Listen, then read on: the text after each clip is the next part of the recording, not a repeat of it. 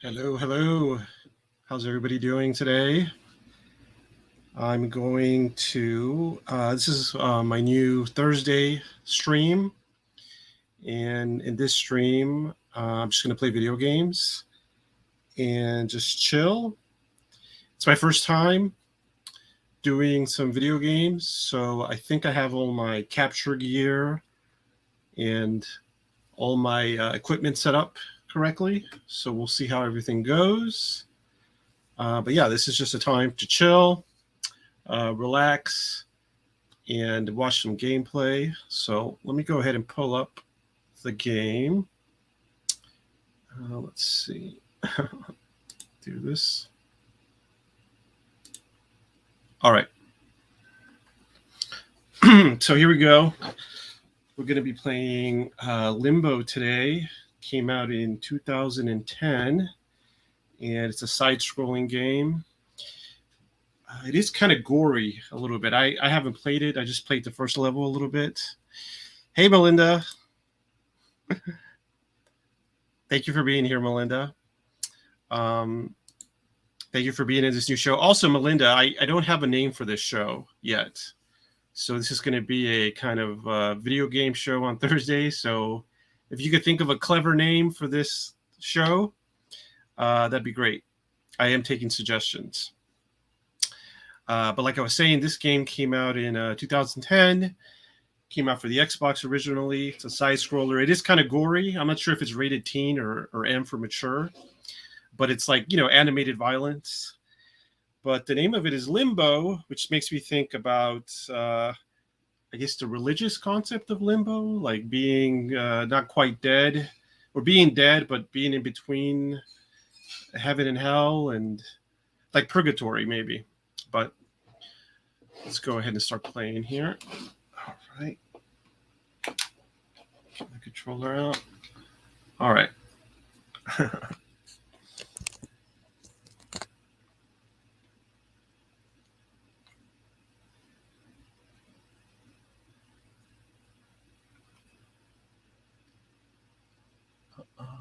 Name of the studio is Playdead. Okay, that makes sense. They've come up with they made another game after this one, kind of like a spiritual successor. So it says Limbo contains elements which may be offensive. I couldn't read anything else, but okay.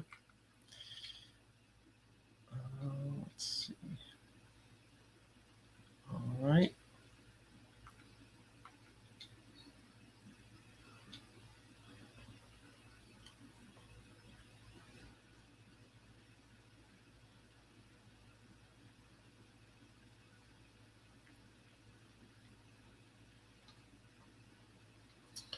Let me see.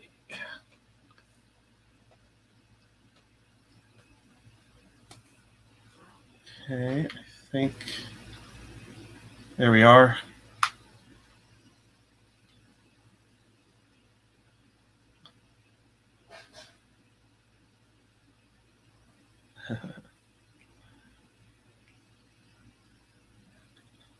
Waking up hungover. It's a typical Thursday for me. All right, let's see. So for the controls, I believe there's just two buttons, basically.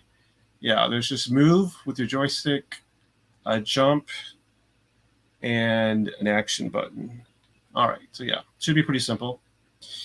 But this is like a puzzle game, though, so let's see. So you got to jump and our action. All right. All right, that did something. Just hit something there. Okay, I got an achievement for going the wrong way. That's cool. Let's see. Mm-hmm.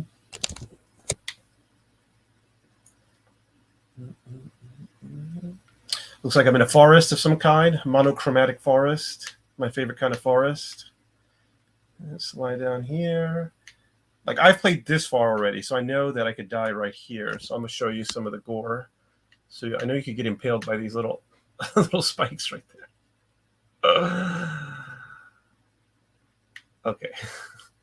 Yeah, apparently you die a lot in this game. But yeah. Just going to avoid those spikes this time. Okay. Here we go.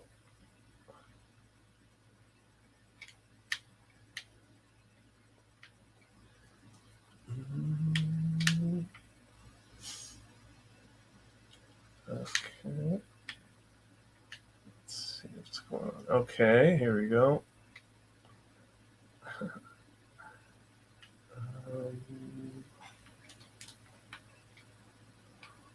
think.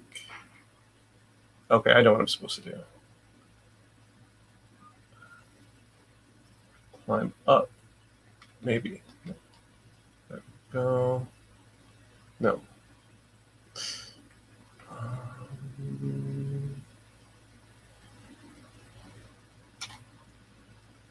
Let's see.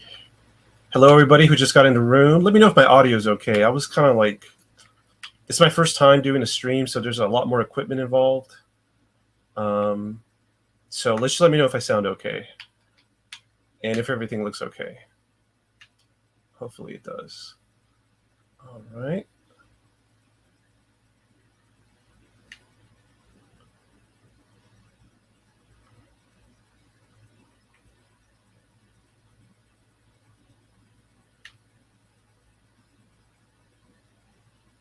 So far, so peaceful.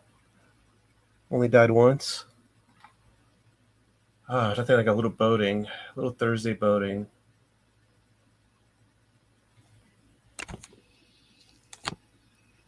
Thank you, Melinda. Melinda says my audio is good and everything's good. Thank you, Melinda. Melinda is basically a co-host of this channel since we talk a lot about science. And Melinda is a scientist. And she's very worldly. She knows, Melinda, you know a lot about many aspects of the world. So thank you. All right. Okay, so here I am now. I think I'm officially stumped. Oh no. Okay, so what do I do here? I know what to do. I'm gonna carry my boat over here.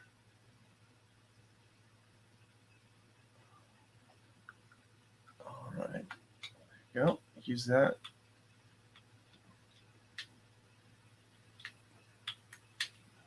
There you go. Easy peasy lemon squeezy. Oh. I can kind of relate to this character. I mean, he's like exploring the woods by himself. I'm kind of used to going. I mean, I don't mind crowds of people, but I kind of like going places by myself. This was 1 year that I spent all of December and some of January by myself in the woods. And it was fun. So that means I was in like Christmas and New Year's Day, I was in the woods just taking pictures, and I had a lot of fun. So I don't really mind. So I can relate to this little protagonist, just having a little adventure by yourself in the woods. Aww. We got Rican says great game, and Scotty B, not a game player, stopped to say hi. Cool, cooking out. All right, well, thank you, Scotty B. I sure appreciate you stopping by. There is a video game I'm going to play when we do our entomology class. There's a very rare video game I have called it's called Mr. Mosquito. It's a Japanese game, and you play a mosquito in a Japanese family, like a Japanese home, and I think you just suck everybody's blood. That's all you do in the game. And so when we do the entomology class, I'll play that, and we could integrate that into the class. All right. All right, I'm going to concentrate now. So yeah. And I might have some other video games that have to do with insects. I definitely have a lot of paranormal video games that we could play. But as far as insect video games, I think I might have one or two. Okay, I wonder if I have to face the other way. No, there you go. Okay. Super cool.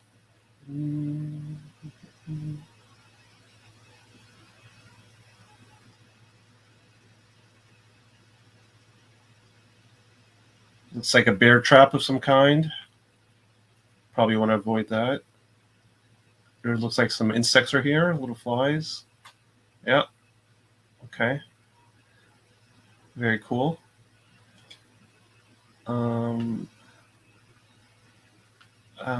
Well, it's a pretty big trap. I wonder if there's, I mean, there's probably monsters in this game that these traps are built for to avoid.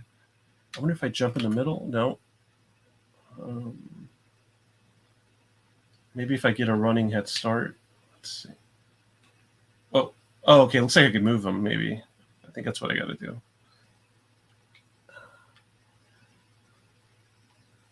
Yeah. There we go. All right. Cool. Very cool.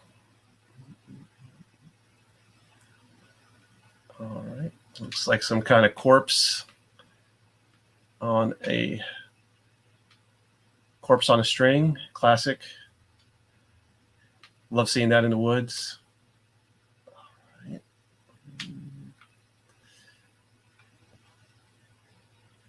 Let's see. Okay, interesting. Melinda says, my best friend wants to watch when you do the entomology class. We were in grad school together. She has a PhD in microbiology. Oh, sweet. Yeah, the more the merrier, for sure. Okay, let's see. Maybe if I move this trap over here, maybe not.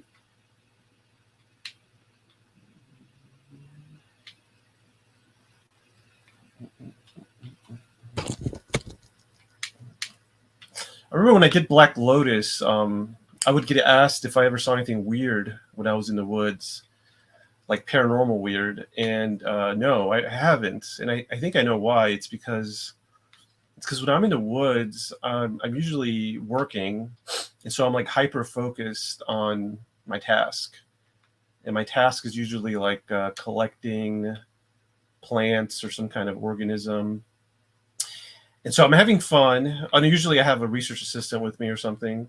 So I'm like hyper focused on my safety, on the safety of my research assistant. And I'm hyper focused on getting whatever organism it is that I need to get. And so I guess what I'm saying is something paranormal could happen to me and I wouldn't even notice it unless it was right in my face. Okay.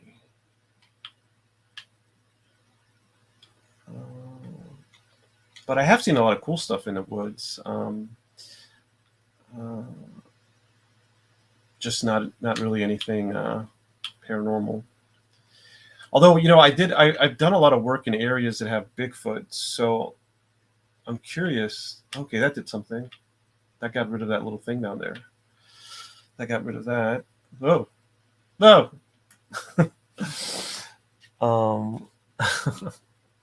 Anyway, what I was saying is that I have done work in I have done research in areas that have Bigfoot sightings in there. So although I haven't seen anything paranormal, I wonder if paranormal things have maybe not looked at me or have been watching me while I'm working, doing my thing. And one time when I was doing work in the woods, I did get a phone call from two non-humans, I think.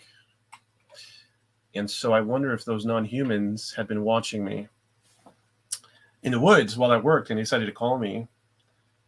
I wonder. Let's see.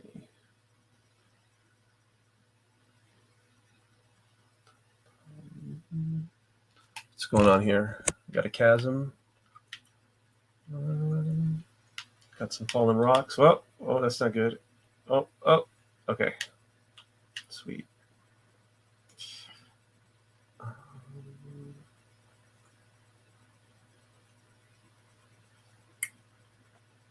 Also, a lot of my research is done in the water. So usually I just put on some like waist high waders, these like rubber pants basically up to my waist or my chest really, and I just go into water. I go deep in the water just collecting insects, and that's a lot of fun. And the other cool thing about working in water is because I go out with the other scientists, and a lot of times it's in the summer, so they'd be really hot and uncomfortable. But if I was in the water, that would actually cool me down. So that was kind of a plus. I got to. I don't think I'm going to drown. There you go. Speaking of water, yeah. So a lot of times I do research in the water, and I think just the properties of water, it's just very cool.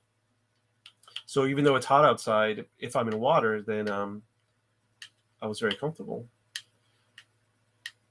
So just like this little guy here.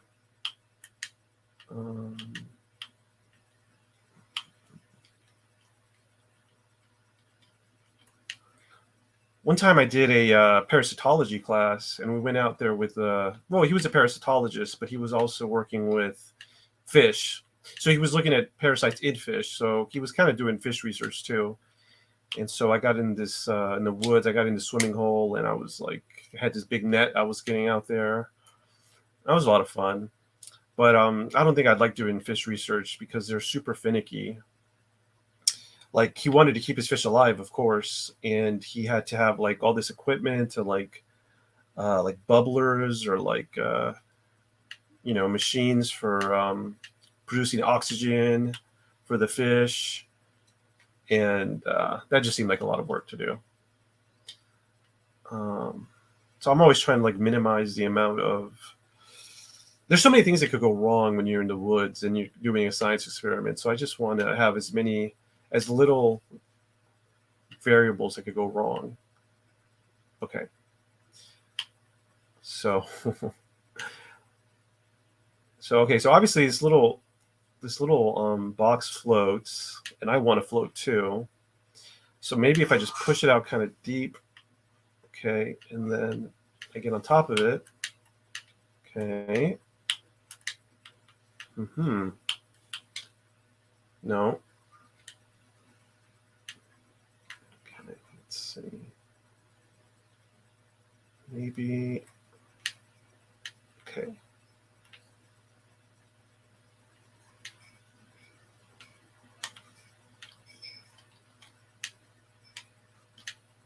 Maybe if I hold on to it.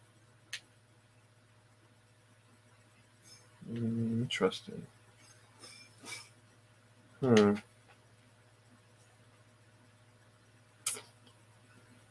Let's see. So I could hold on to it and move it around like this. So I'm thinking, I'm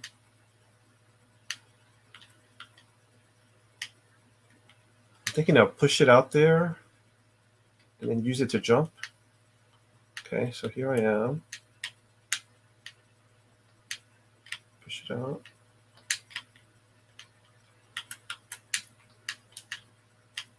Okay. Okay, maybe I could use like physics to get it rolling, kind of. Okay. Whoa, whoa, whoa, whoa.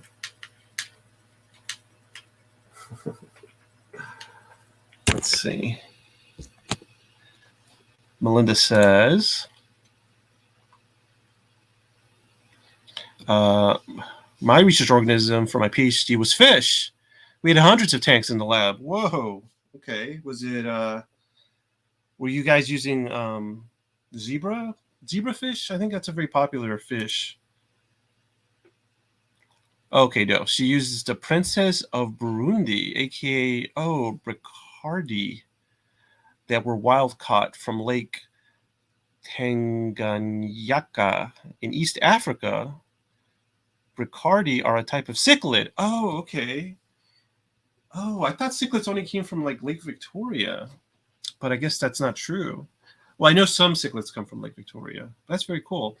I do have a lot of video games that involve fish, like diving for fish, So those would be fun to play if I do an ichthyology class. What were you doing with this with these fish? What was the reason for this research? I wonder if you could share with us. Let's see. Okay, I'm on here. Perfect. Okay. No. No.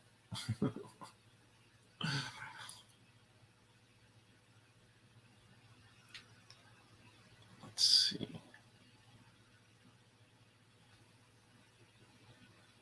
Yeah, my organisms just keep getting smaller and smaller. So yeah, I started out with insects, then I did tardigrades, which are microscopic. And so yeah, they just keep getting smaller and smaller, which I don't mind. Oh, okay, that did something.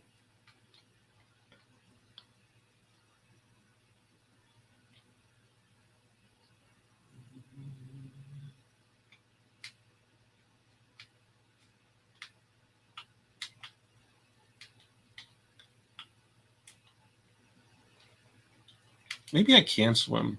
Maybe I just need to hit the action button a whole bunch. Let me see. Push it, push it, push it, push it. No, I cannot swim.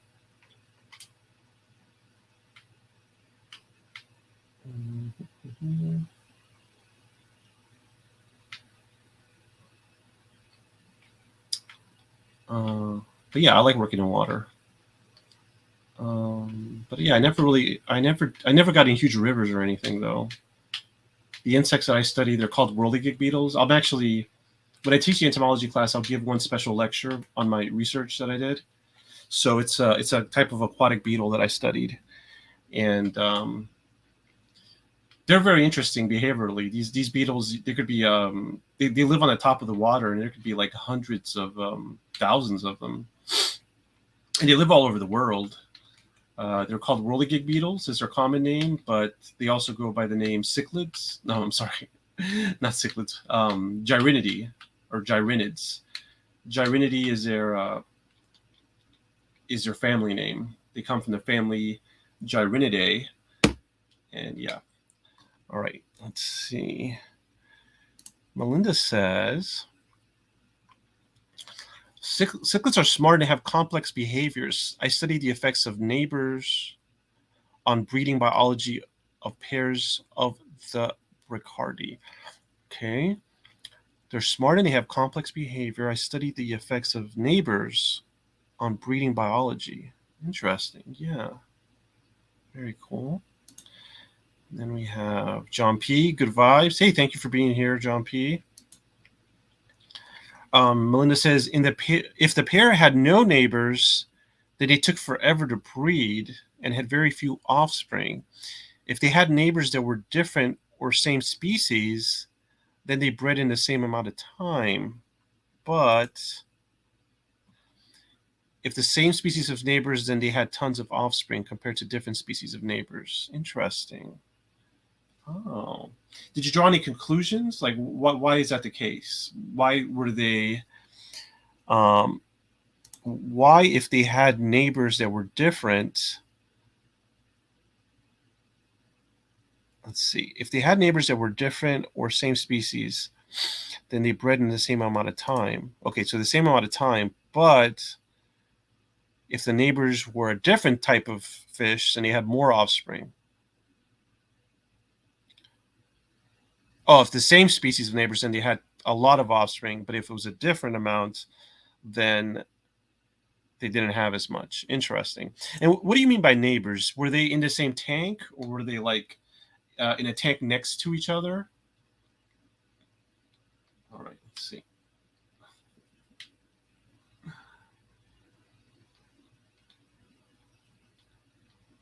Nothing like watching a young boy drown over and over again. Okay. Here we go. Interesting. Maybe if I hold on and then swim at the same time. Let me see. If I hold on, no. Push it, jump, and get up.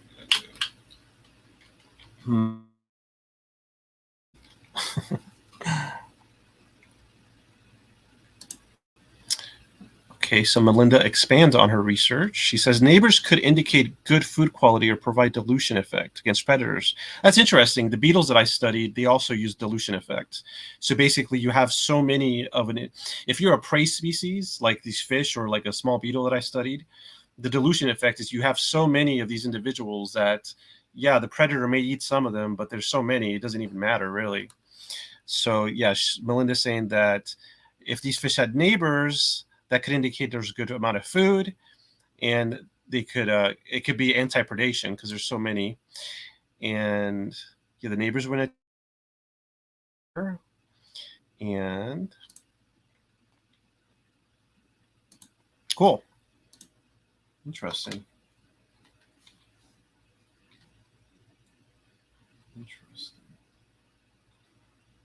All right, no more dying. So let me get on top of here. Okay, here I am, just chilling. Okay, not dying. I'm thriving. Nope.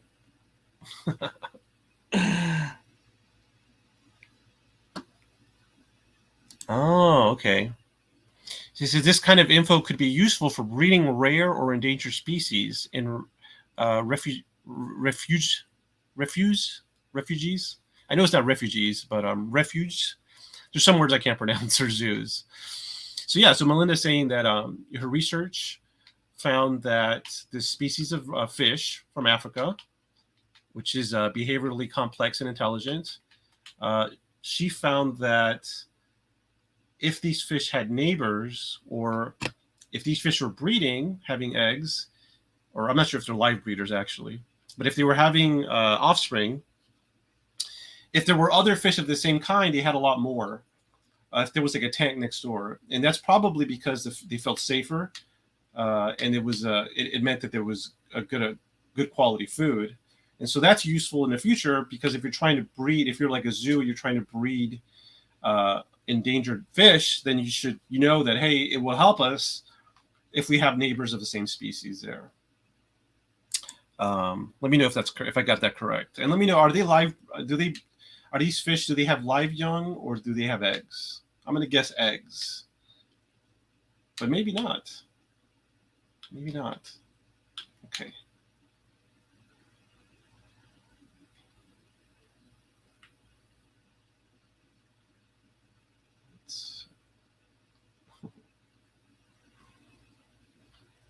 Okay, serious this time. So just gonna run. Just gonna run, grab it, push it, drown. No. Okay. What if I just jump on top? Okay. What if I pull it like this? Nope. Damn, I wish Welcome to the Show was here. Welcome to the Show said he plays this game on iOS, so maybe he knows how to beat it. Okay.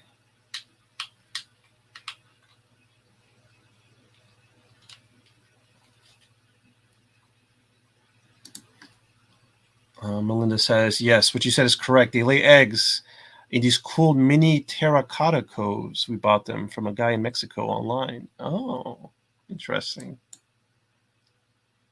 That kind of reminds me of some research I did in Colorado with my beetles. Okay, so the beetles I studied are very small, and they like to live in big groups. And I studied them in Colorado, and they were living in these ponds called kettle ponds. Whoa, whoa, whoa. Okay. What if I? Okay.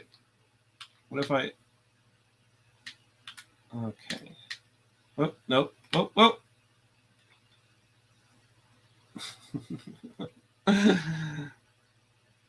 So I wanted to see if these beetles could fly to different. There was all these little ponds called kettle ponds. So these are temporary ponds on the side of a mountain, and these ponds are called kettle ponds. They were formed because a long time ago there was like a glacier there, and the glacier melted and it made a hole. Now it's a pond, and it was an ephemeral pond because it dried up every winter. Well, did it? Yeah, they would dry up and then they would freeze over in the winter, but in the summertime they would fill with water. And so I did a mark recapture experiment where I marked them and I released them back in the same pond to see if they swam between the ponds, and they did. And then the other thing I discovered is like I saw that some of these ponds had more beetles in them than other ponds. So I wanted to know, like, why do some of these ponds ah, ah, ah. I wanted to know, why do some of these ponds have more beetles than others? So I tested all these variables. I was like, well, maybe how big the pond is, or how deep the pond is, or how much vegetation there is in the pond, and the temperature of the pond. And I remember in the beginning of the summer, this was at a research station called the Rocky Mountain Biological Laboratory. We all had to present. We were all students at the time, so we all had to present our research. And so I was doing very well, actually, with my presentation. And then this one student asked me, if these beetles were going to move from one pond to the other, why would they do it? Why do you think they would do it? Okay, so then at this point, this is the biggest laugh I ever got ever in my life. The whole room was laughing, and it was a good answer too. But actually, I was wrong. So the girl asked me, it was just a student. She says, "Why do you think you're testing these beetles to see if they go from one pond to the other pond?" And so she says, "Why do you think they would move?" And so my answer was, I said, food and sex. And that's all I said, food and sex. And everybody started laughing. We all had a good time. But I was wrong. I mean, I think that was a good guess. That was a good hypothesis. My research shows that actually the reason why some ponds had more beetles than others was because those ponds lasted longer. I remember I said those ponds, they dry up. Well, the ponds that stayed full of water the longest had the most amount of beetles. And when a beetle swam from one pond to another, or flew from one pond to the other pond, it was always because they were flying to a pond that lasted longer. So the term for that is permanence. How permanent was the pond? So really, that girl, when she asked me, the correct answer should have been permanence of the pond. But permanence of a pond is just not as funny as food and sex. Let's just be real. Yeah, that's funny. Your comment about food and sex. Yeah, that summer, everybody, that was like a running joke in the field station. I remember, we had a lot of parties. We lived in cabins. We had a lot of parties. And I was asking someone about somebody. They were saying some crazy. I walked in the mess hall, the cafeteria, in the middle of some story about a party, and I was like, "Oh, what happened? What happened in that story?" And then they were just like, "Food and sex, food and sex." I was like, "Oh, okay, food and sex." All right, let's see. And then someone else told me that summer that there was this guy. Okay, a student told me that he was in the back of the room next to the scientist. So there's this famous scientist that's been on PBS. He was on some episode of PBS where they were talking about fractals. Fractals are like continuous geometric shapes. Fractals are very cool. But he was this famous scientist with cool research, and he had been on PBS. Melinda loves PBS. Anyway, that student was next to this famous scientist. And he said that after I said that, everybody was laughing. He said he heard that scientist say about my answer. He said, "That's the best answer I've ever heard." So there you go. But I was wrong. Okay. Here we go. Whoop.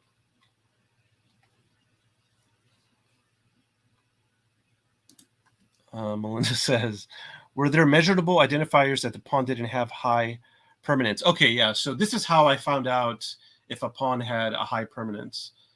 And I had a great, this wasn't all my ideas. I mean, I did a lot of the research, but there was a world famous stream biologist that was my mentor that summer. She was from an Ivy League college. She was from Auburn? No. I always forget the name of this college. Every time I forget. Anyway, she was from an Ivy League college that starts with an A, I think. Anyway, she's the one that told me how to test for this. So what I did is I use a GPS unit to test the I walked around the ponds in the beginning of the summer to see what their area was, how big they were. And then at the end of the summer, I walked around the edges of the pond again to see how big they were. And then depending on what percentage of it had shrunk, that indicated the permanence of the pond, if that makes sense. I don't know why you can't get across the water in the game. I can't figure out what you need to do. Yeah, me neither. Amherst, no, it's not Amherst. It's driving me crazy. Let me see. Let me look it up real fast. List of Ivy. No, let me just look up her name. Her name is Bobby Pekarsky, Dr. Bobby Pekarsky.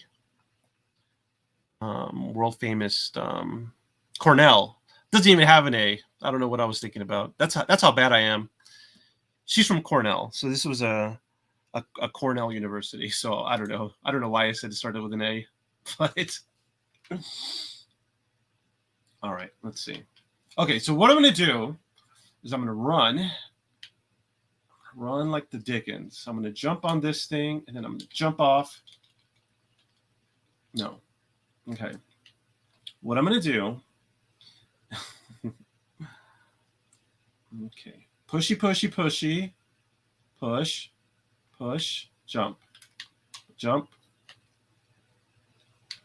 I think maybe what I need to do is get some like forward momentum, like walk on it and get it to spin while I'm walking on it. I think that's what I need to do. Okay. Then again, no. So yeah, she's from Cornell. Oh man. Anyway, I went back to that research station. You know, that research, when I did that project, that was in 2010, which is when this video game came out. But I went back there for my master's degree. It's a really great research station. I'm really good friends with the director. And so yeah, when I first went there, I studied water beetles, and then I returned and studied water bears. Let's see.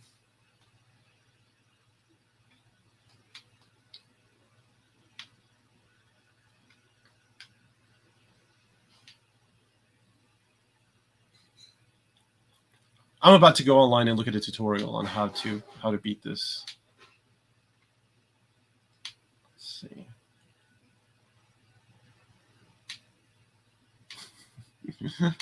Okay. Climb on top, fall off the side and drown. No.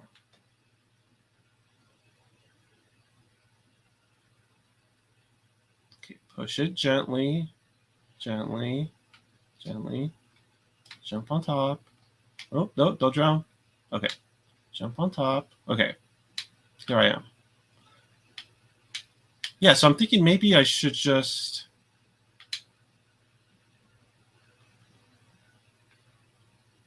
Okay, well, that's pretty cool. I got it kind of far out there. Oh, it's coming back to me, though. Interesting. Yeah, see, I think you get it to spin. All right. Just chilling. So I'm thinking if I walk a little bit to the left, then maybe it'll move. If I move a little bit to the left, then maybe it'll move a little bit to the right. But then again, it's not really, whoa. Then again, okay, how about this? I just get it, and I move it out of the water completely. Why? Because I haven't tried that already. Okay.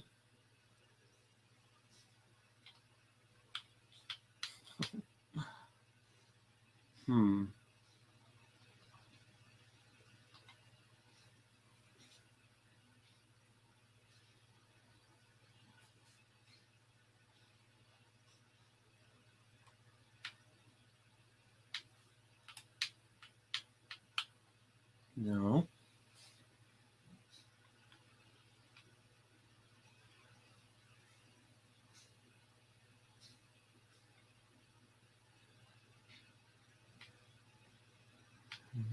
Mhm.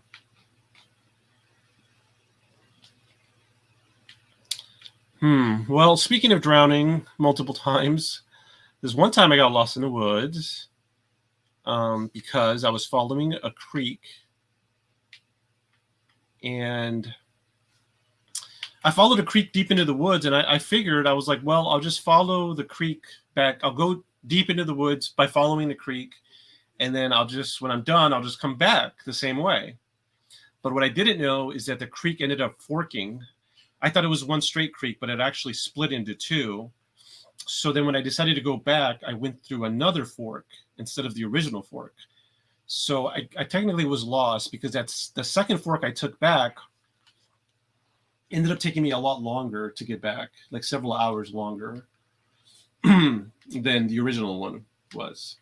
Okay, here I am. Here I am. Okay. And anyway, so I was trying to make progress. I was lost in the woods, and I was like, let me just, I didn't want to lose daylight, and I wanted just to get to a road. So I was like, let me keep going. Let me keep going near the creek because it's easier to travel. The woods were super thick. But then at a certain point, I saw so many venomous snakes, and the water was getting kind of deep, and I was having to cross these logs to get across the water.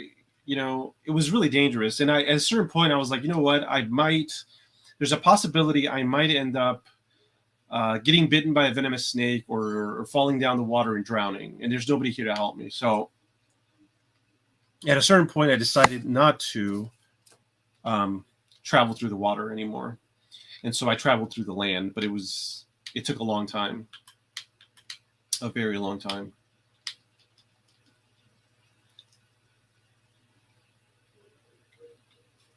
But I did get out eventually. It wasn't that bad. All right, here we go. I think I'm about to go cheat and look at how to get past this. I'm going to just look it up real fast.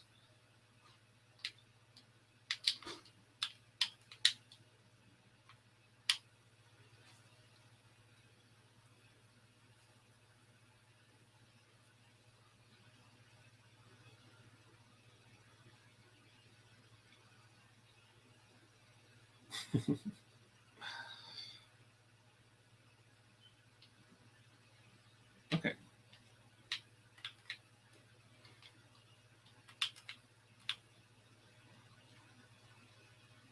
If I just... Okay, I'm going to do 2 more times. I'm going to try, and then I'm going to look up how to beat this part of the level. Okay, I'm just going to run. Push it, get on top. Nope. Okay, look, obviously I need to get it kind of like in the middle of the water so that I could then jump on it and then jump across. Or I need to ride it like a little boat.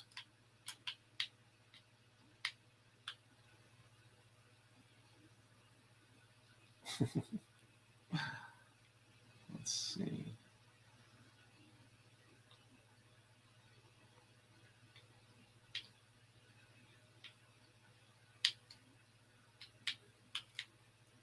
Okay, here we go. No, not that. No. Okay, I'm gonna look it up. I'm looking it up. Okay, Limbo. How to cross water with crate. Okay, it's the first thing that comes up. All right, let's see. It says, simply push the top part of the tree over and then make your way back down. The top part of the tree? This thing? Oh, wait a minute. Simply push the top part of the tree over? What? Okay, so I just looked real fast. It says something about pushing the top part of the tree over. I was wondering about this thing. Maybe, yeah, okay, interesting. Oops.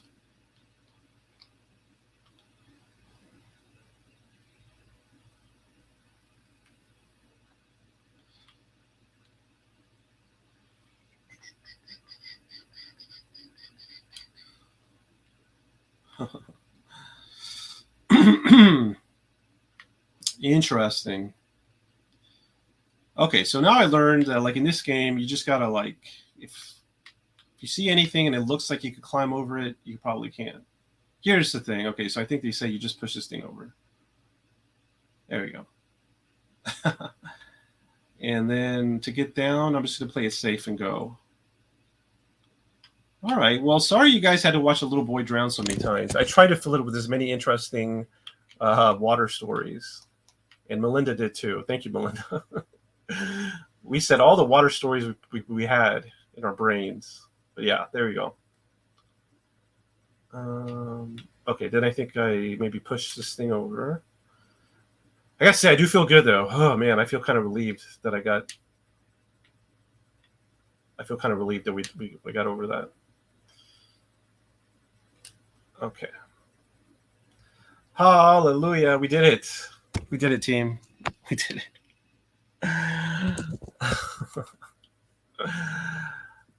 All right, let me have something to drink here.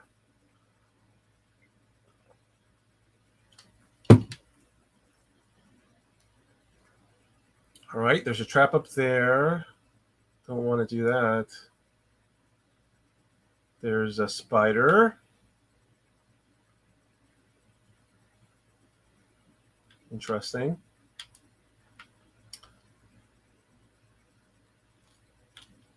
Okay, cool. Oh, I'm still alive. Whoa! I'm not alive anymore. Yeah. Thank goodness I got across. Yes, thank goodness.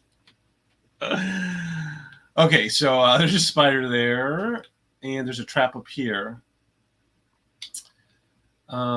So what I'm thinking is I got to get the spider to follow me, and then he impale himself on the trap.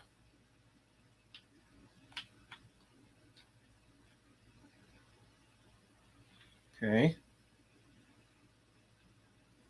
Well, I need to get the trap over there, and so then he needs to get his little paw stuck in there. So how do I get that trap? Let's see. Is there somewhere I could climb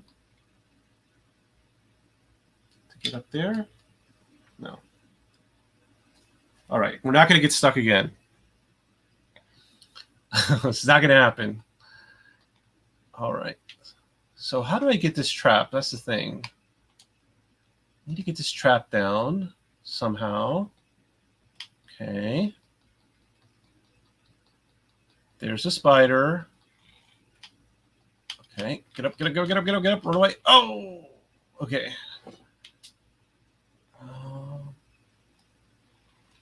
Let's see.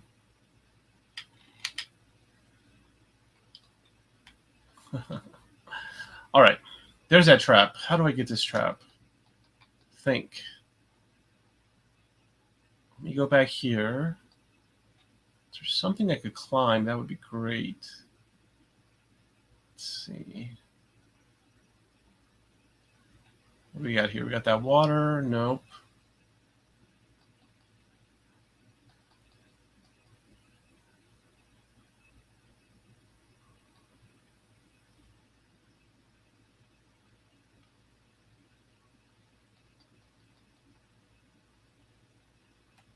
Okay.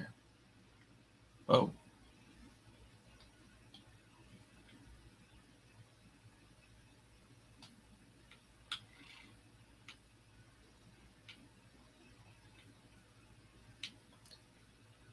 I'm thinking I need to get this spider to come over.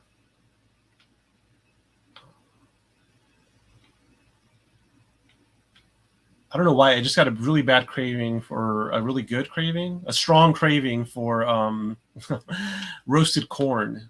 You guys ever had elote, like roasted street corn? Let's see. I think I might look up how to get past the spider, because the next thing that was on, when I looked how to get past that river, the second thing was how to get past the spider. But wait, maybe if I get him to stick his claw down and then I jump on top of the claw, then that might do it. Yeah, Melinda says, can I get the trap out of the tree? Yeah, that's what I want to do, but I don't know how to do that. That's definitely what I got to do, but I'm not sure how. Right now, I'm thinking, like, if I could get him to, like, slam his little spider foot down, then I could climb on top of his spider foot. Here we go. There we go, like this. Oh, no. Okay, let's see.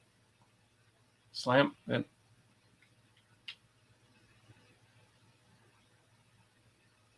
Let's go look at this trap. Bobby says, yeah, this game would have made me throw a controller at the wall. Yeah. Oh, there's a trap right there. It fell. Oh, okay. Yeah, Melinda's saying, put the trap, yeah, place it by the legs. Cool. I don't know how it fell. But yeah, somehow the trap fell. Yay. Maybe the spider shook it down. I think the spider must have shook it down. All right. So I'm just going to put it right here. Here. Yeah, here we go.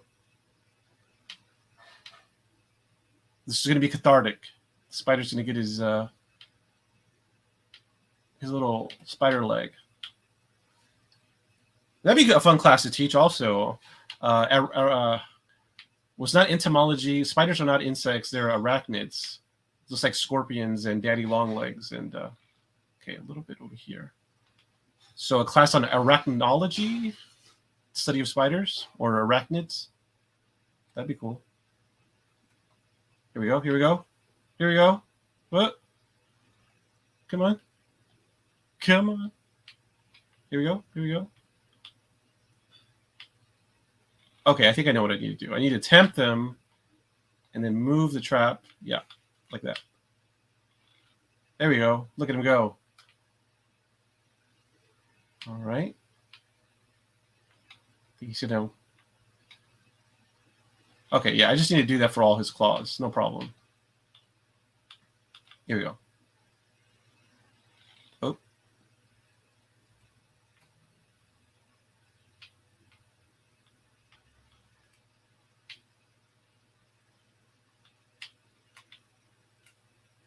There we go. Oh, jeez.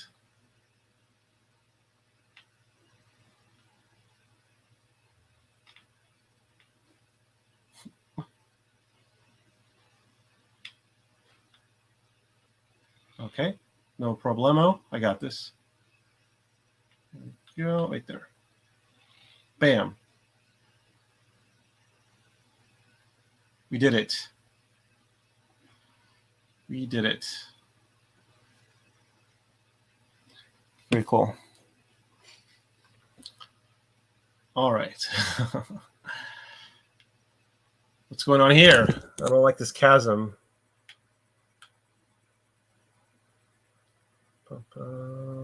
Little chasm. Slip and slide.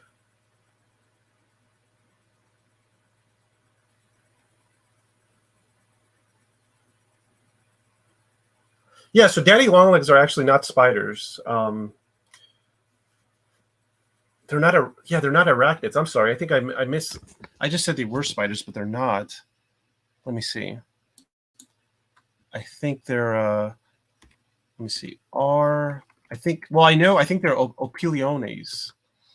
Let me see. Are daddy longlegs. Are daddy longlegs the kinkiest spiders?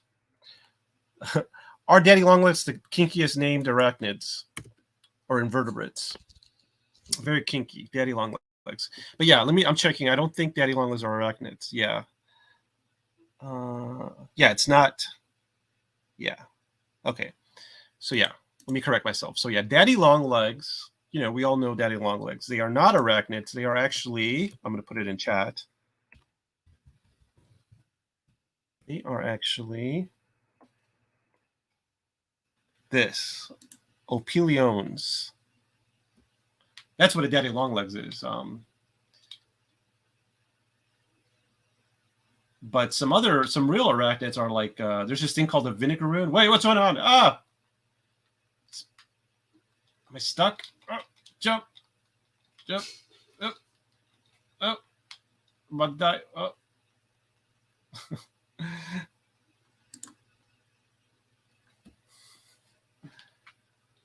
Okay. Getting eaten by a spider. No big deal. Yeah, okay. So other arachnids are scorpions, spiders, and there's this thing called the vinegaroon that actually spits. Well, it doesn't spit, but instead of a stinger, it's got this acid, this like vinegar that it shoots out at its prey. So yeah, those are actually arachnids. I know Bobby's always talking about Arachnophobia, great movie. But yeah. Oh, wait a minute, I'm still alive. I'm wiggling. Yay! Yay!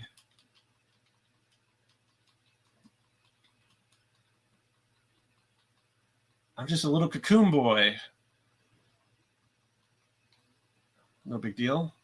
I can live my life like this. This is my life now. No problem.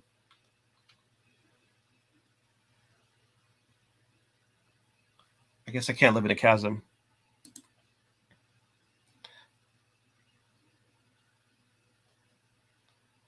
Okay, Melinda says Apilionas are an order of arachnid. Daddy longlegs are not spiders, but they are included in arachnids. Let me see. Oh, okay, you're right. You're right. They're in a class. No, wait. They're in a class Arachnidia. Arachnidia. Let me type this up. Which I'm not sure if that's. Let me see. Okay, so they are. Let's check this out.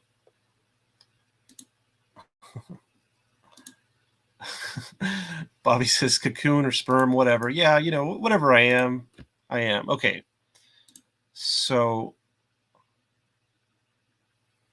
doing some research on my other tab.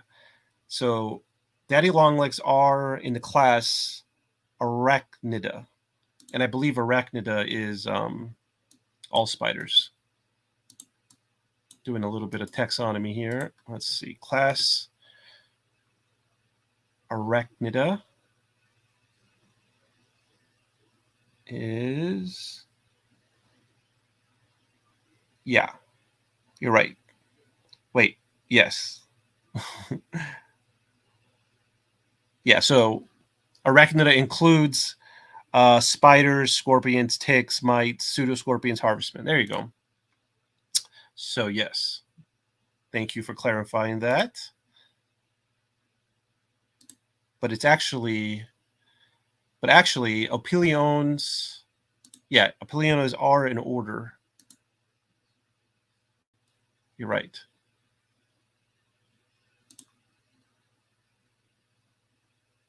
There you go. Cool. You're right. Thank you, Melinda. Very good. Bobby Dizzle celebrates Jeff Daniels' entire catalog. Dude, Jeff Daniels looks so different when he was young. I mean, he was like handsome leading man. I'm not saying he's not handsome now, but I'm saying like, wow. Okay, I got to do a super jump. There you go. Yeah, so my life is this now. I'm just sperm/cocoon, and that's fine. I mean, I could live my life like this. It reminds me of that meme where like girls get angry or they ask their boyfriends like, "Could you love me if I was a worm?" It's like I could ask a girl, "Could you love me if I was a sperm? Would you love me if I was a cocoon?" If I was a cocoon, okay. Let's see. Although it's not a cocoon, I keep using the word cocoon. What is this? Let me look up this term right here. What is it called when a spider wraps you up? Spiders. Let's see. What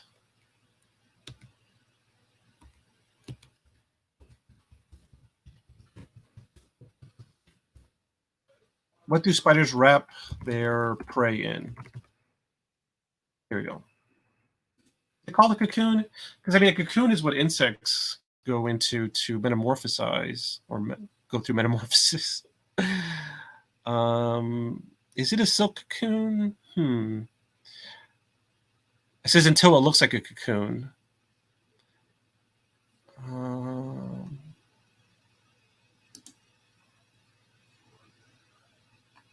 I don't think it is a cocoon. I'm seeing it says it looks like a cocoon, but I don't think it is a cocoon. But it is made of silk. Bobby says played a bomb squad cop and Harry from Dumb and Dumber in the same year and pulled them both off. Oh, what was that bomb squad movie called? Anyway, back to the game. Yeah. Anyway, so I'm in a silk cocoon looking thing, but I don't think I am in a cocoon. All right, I'm gonna pour this over there. Whoa, whoa, whoa! Oh, no. Oh, he was in Speed. Oh, I didn't know Jeff Daniels was in Speed. I don't know if I've ever seen Speed. I saw parts of it one time, and I was like, damn, this is a well-directed movie. The first Speed is actually very well-directed. Okay, so yeah, I just got to move this over here and then get out of the way. There we go. Whoa. Okay.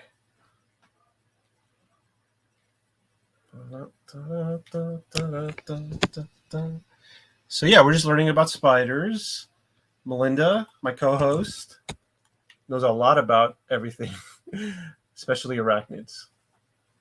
So daddy longlegs are not spiders, but they are in the same class as spiders. They are arachnids. In the same way that scorpions and ticks are not spiders. However, they are arachnids.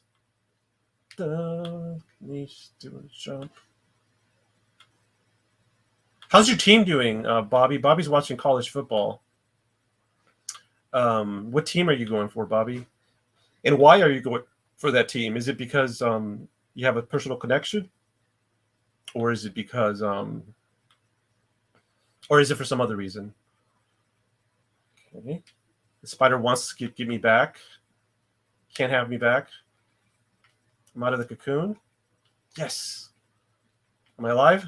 Yes. All right. I'm not a cocoon anymore. I'm alive.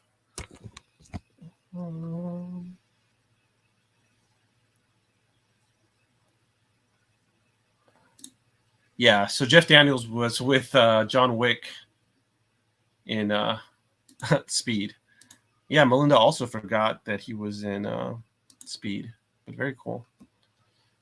All right, let's see. Got a little silk. Uh-oh, it's another person. Whoa. Okay. That's depressing. This individual, I think they were alive, but now they've hung themselves. Or maybe I hung them. Whoa, whoa, whoa, whoa, whoa, whoa. What was that? Just drop something.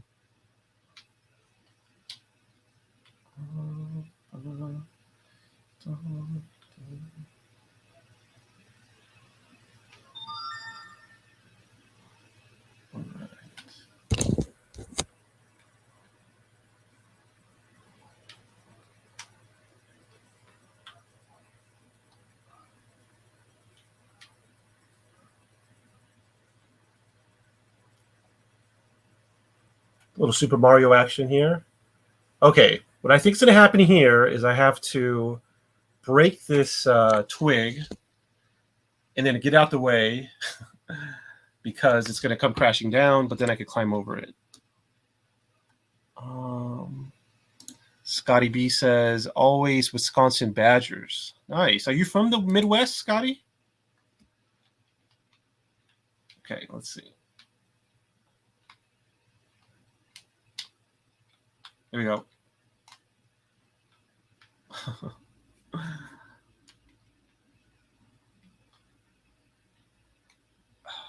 I went to Sam Houston State University in Huntsville, Texas. So I don't know if they ever get up to anything good.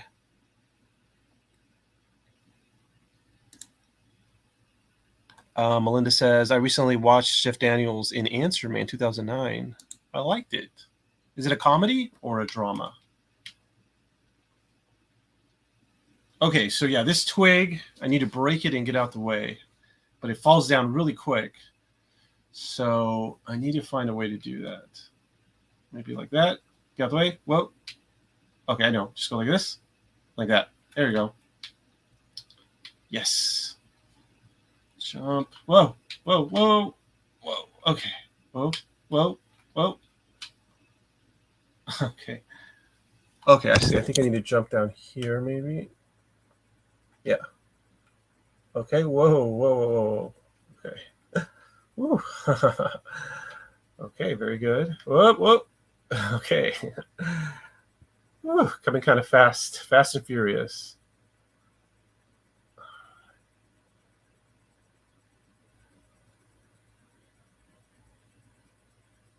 Okay. We got like a mechanical spider this time. Whoa. Oh.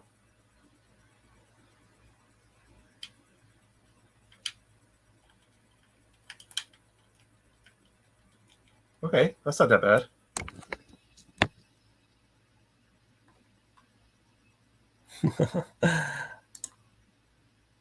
Comedy romance. Interesting.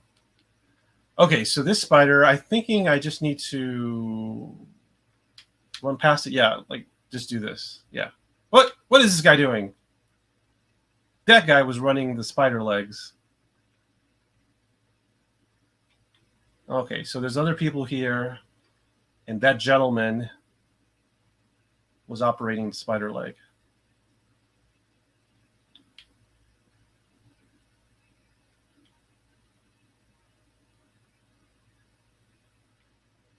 Okay, we got a burning Fruit Loop.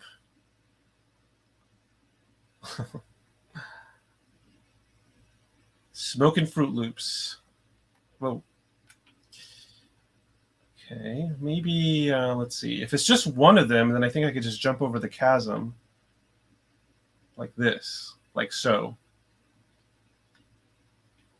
Okay. But now that it's on fire.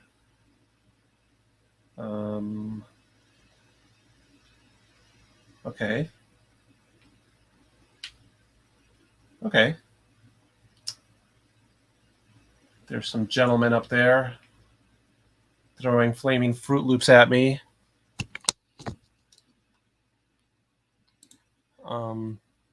Milena says, I'm from Youngstown, Ohio, then Louisville, Kentucky for 18 years, and have been in Charlotte, North Carolina for 13 years. Oh, wow. Ohio to Kentucky to North Carolina. Okay, Melinda, which of those states do you like living in the most? Which one do you like living in the least? And which one would you recommend for a vacation? I don't believe I've been to any of them. Yeah, I've not been to Ohio, Kentucky, or North Carolina. Let's see.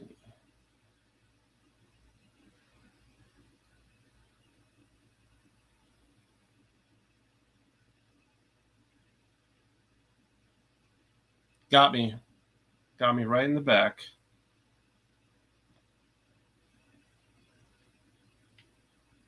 Okay, so for this one, yeah, maybe just wait. Yeah.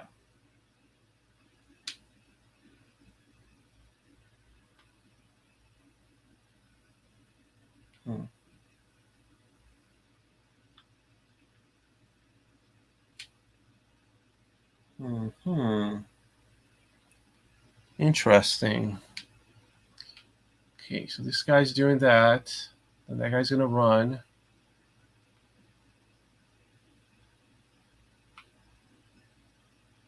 Huh.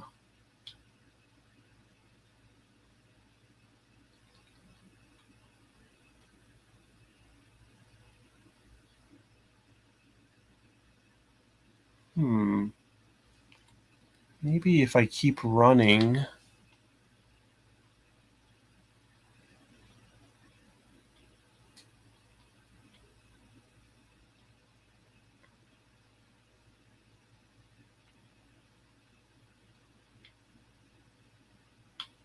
There you go. Oh! Double trouble. Okay, I think I got it though. So I just need to go forward and then go back and then go forward. So go forward. You need to trigger the trap. Then go back. And keep going. Oh, whoa, whoa, whoa, oh!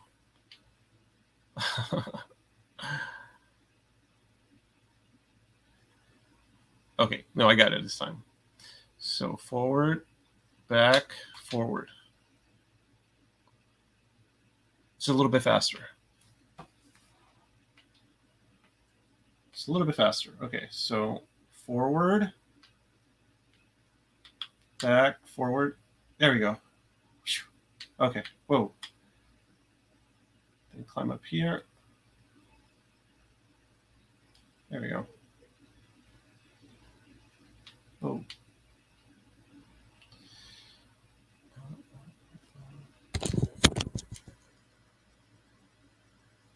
I've been watching a lot of Beavis and Butthead lately. That's so funny. I saw the movie. If you want to watch the Beavis and Butthead movie, it's for free on YouTube. Uh-oh. What do we got here? A boss?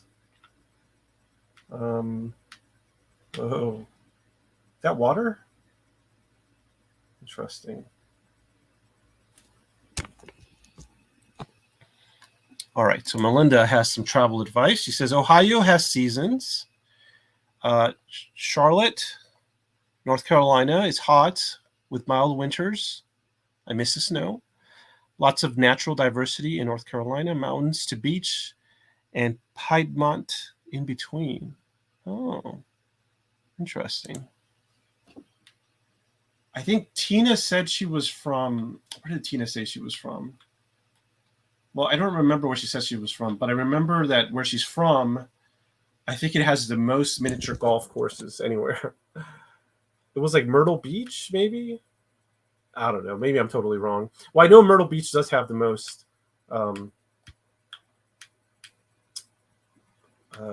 miniature golf courses, but I'm not sure if if Tina was from there. Maybe I'm mistaking those places. I'm actually thinking about moving for at least 3 months to either Colombia or Thailand or the Philippines. Probably Colombia because I speak Spanish. Just because it's cheap to live there, and I could work remotely. And yeah, I think I get a tourist visa for 3 months, and I could be a travel YouTuber.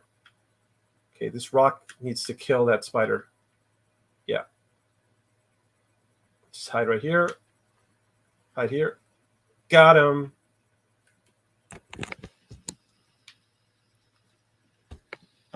Yeah, probably Colombia. I've been doing a lot of research on Colombia, and I might go there.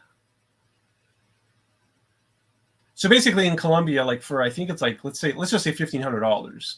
You could have 1,500 American dollars per month. You could have like a large apartment, pay all your bills, go out, have fun, go to a restaurant. Whereas in America, I mean, $1,500, that's probably just your rent. Let's see.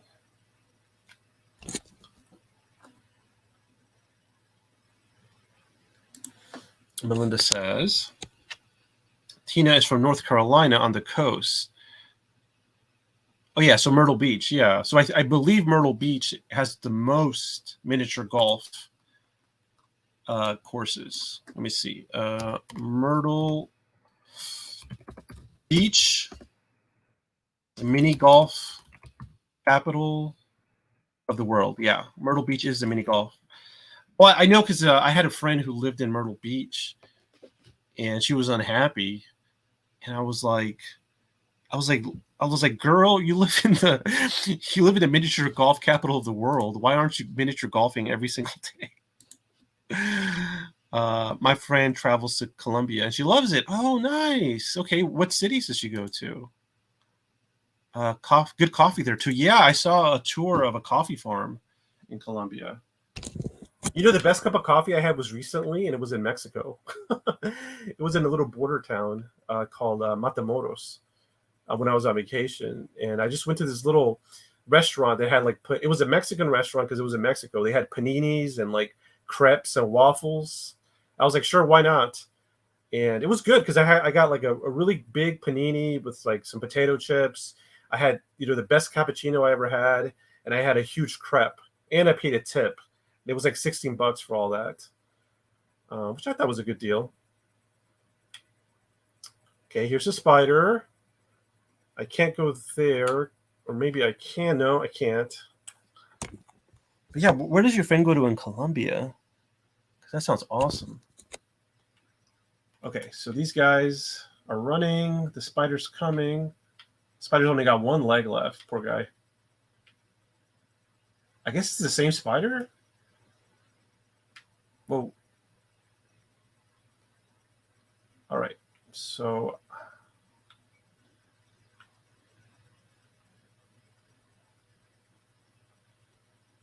here we go. Climb on the spider.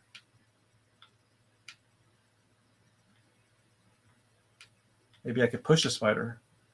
Yeah. Push. Come on, spider. Push.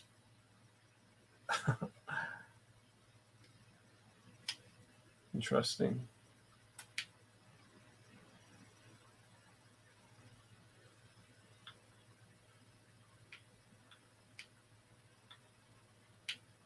Pull?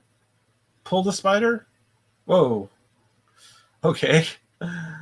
That's kind of gory, but I kind of feel bad for the spider now. Then I just roll the spider down.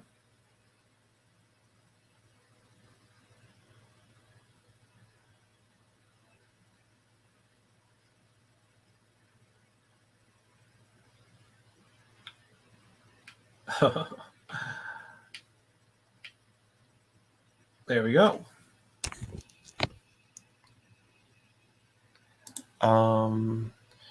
Melinda says, not sure, maybe Bogota or Medellin. She says the weather's beautiful, friendly people. Yeah, that's what I've heard.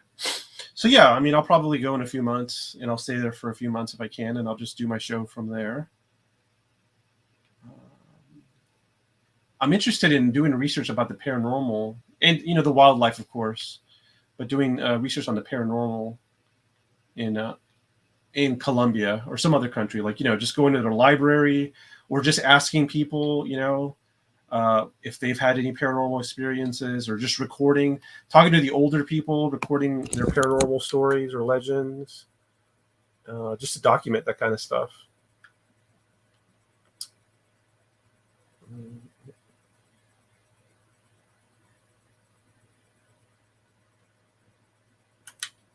Whoops. Oh, that's okay. Da-da.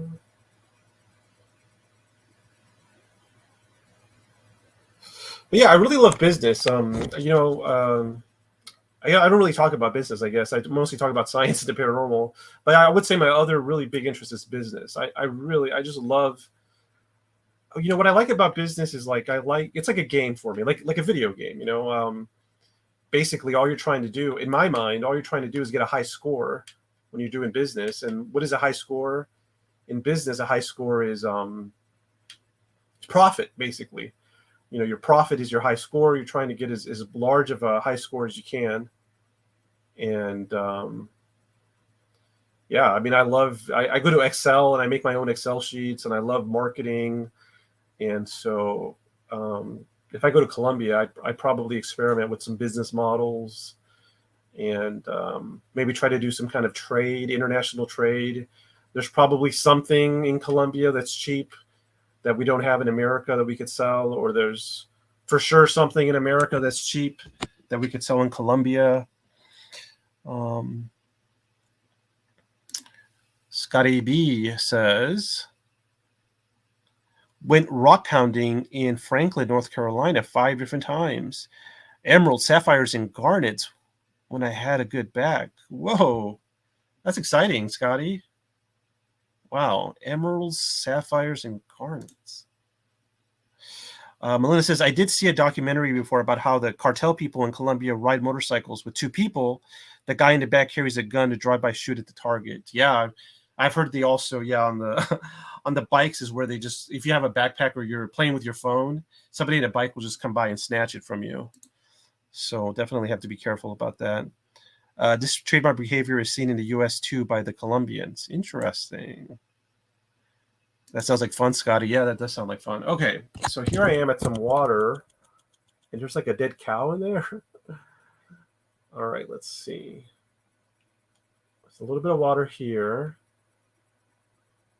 And let's see. There's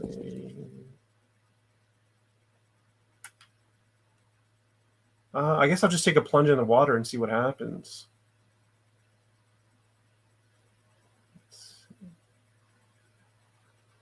Maybe I could jump on that dead cow. Or is that dead cow in the background? Let's see.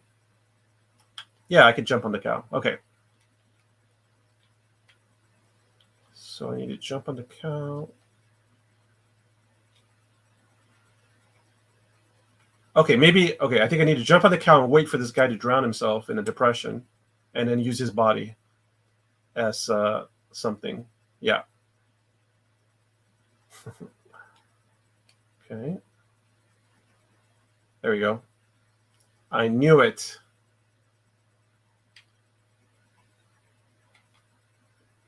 Okay.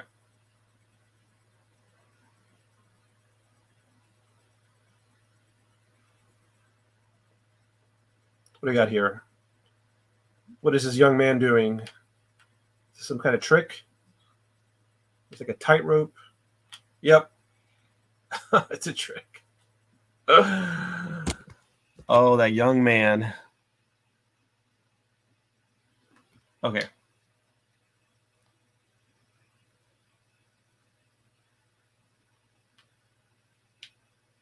So I can't walk down here because I'll get smushed unless, well.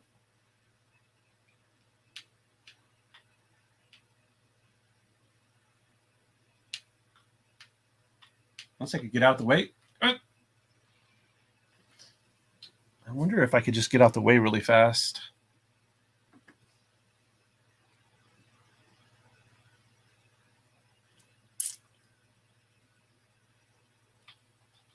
No, I don't think so. Let's see. Speaking of like rock hounding, I remember I was on this Facebook thread, and there was this young woman, and she was talking about how she went to some estate in America, and I forgot what I could look it up, I guess. But basically, she was getting all these megalodon teeth, like these giant prehistoric, great white shark teeth. Well, it's not actually a great white shark, but it was a shark that looked just like a great white shark, and she was diving for all these teeth. And I asked her for details. I was like, well, how did you do this? And she sent me in the thread, she sent me all this information. She's like, oh, you have to go here, you book a stay here, and you do this. And it was amazing. I was like, that sounds like a vacation. I would love to go on a vacation just to get a whole bunch of megalodon teeth. Melinda, check out areas around Franklin. There was a lot of great spots to rock hound. Nice.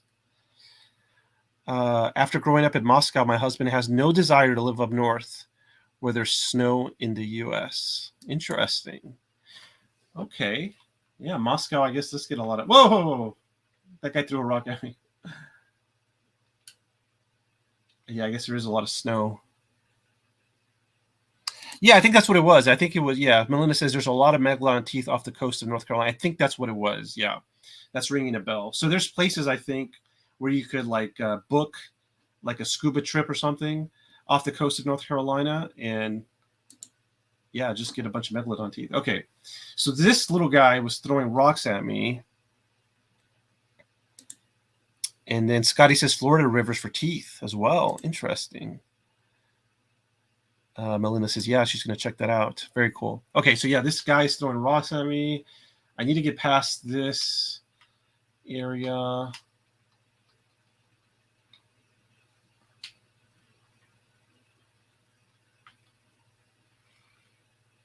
I wonder if I try to jump across it, like in...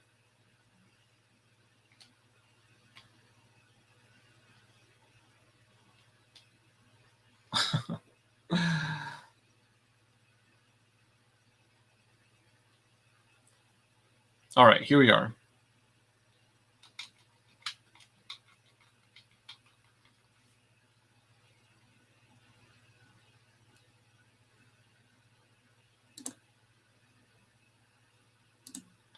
Bobby Dizzle says that megalodon teeth and mammoth teeth are always found together, at least on the channels I follow. Interesting. Well, I wonder if that's because they were alive during the same time period. Yeah, I would love some mammoth teeth too. All right, so this guy's following me with his eyes, and he threw a rock. So I think I need to get him to throw a rock, and then the rock will land on the rope, and it'll set the rope off, and then I could pass. But I need him to throw the rock.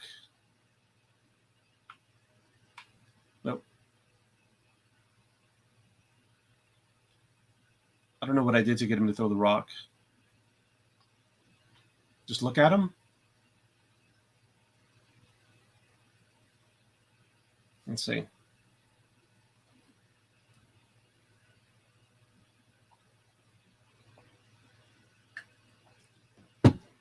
Okay. He's not throwing the rock.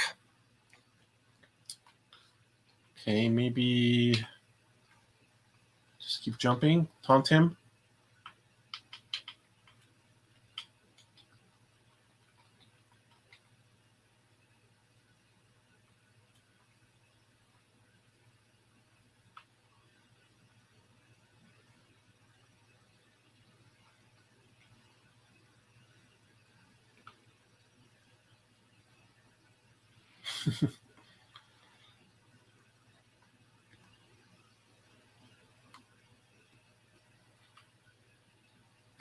Okay, so I'm pretty sure I need this young man on the right to throw this rock at me. And if he throws a rock at me, then it'll trigger this pressure, this rope. It'll break the rope, and it'll make the big block fall down, and then I can safely cross over.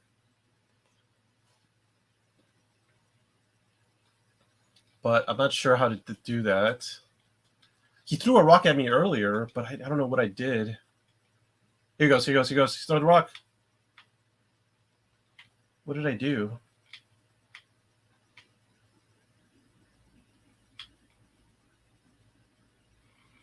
I did something. There he goes. Throw the rock.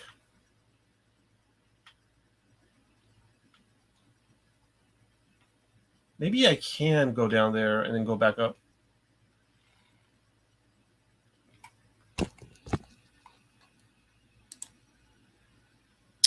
Melinda says, site of the first documented gold finding in the U.S. was in 1799 at Reed Gold Mine on the east side of Charlotte, North Carolina. A 17-pound nugget was found by a 12-year-old boy there. Whoa, North Carolina. Interesting. Gold. You got all kinds of stuff over there. Gold. Megalodon teeth.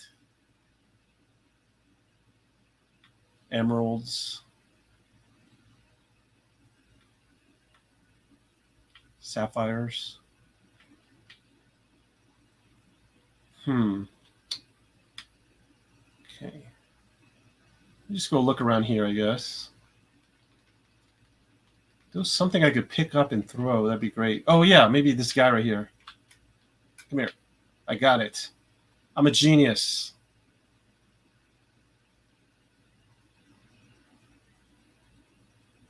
There he goes.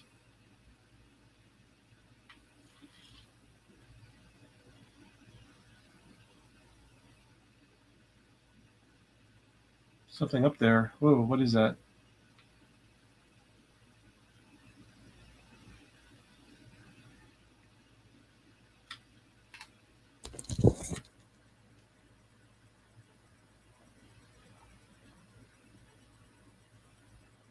Oh yeah. So I need a name for this show. This video game show, like my other show is called Science of the Strange, and the entomology show I'm going to do. I don't know. I'm thinking about Entomology 101, but if you guys can think of a better name. But for this show, what I just game, like Wild Trees Gaming, I mean that's pretty basic. But if you guys can think of something cool, then I will name it. Is that dude Limbo's future self, like in Prisoner of Azkaban? Oh, interesting. Plot twist. Could be. All right, so do I need another dead body here? Let's see. Any more dead bodies? What, this guy? No? Okay.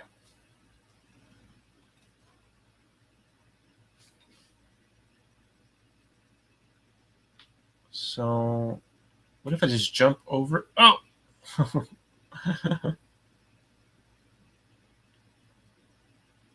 Where is the area? Is it right here? Right here? Oh, okay, I got it. So if I just jump, if I don't hit the bottom there, I'll be fine. There we go. Oh, same thing. Oh, oh wait, that time I... Okay, so this first one, there we go.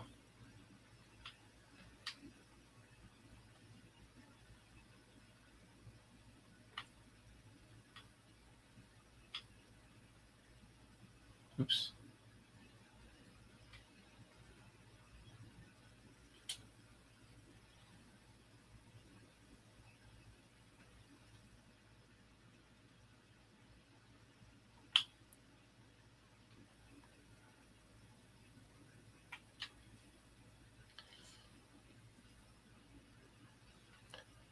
So yeah, I don't know what to call it. Wild Trees Gaming, Gaming with Trees, Gaming with Trees, Wild Trees Gaming, Wild Gaming.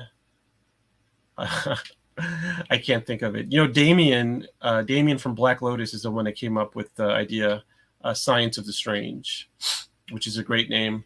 I was just call it like Wild Trees Live or something. But yeah, Science of the Strange is a much better name. All right, so jump over here, and then these guys are gonna throwing spitballs at me. Okay, no, they threw arrows at me. Okay. So don't want them to throw arrows at me. So let's see. Okay, jump back. Are they going to impale themselves? Nope. Yes. Well, okay, I got it. So one of them is going to impale themselves, and the other ones are going to get smashed. Yeah. Let me see. Yeah, I got it. Okay, cool. Okay, so jump over, and one guy's going to get impaled like that, and then this other one, oh, and the other ones are going to get smashed. Well, one of them is going to, yeah, I got it. It's all about the timing. Okay, here we go.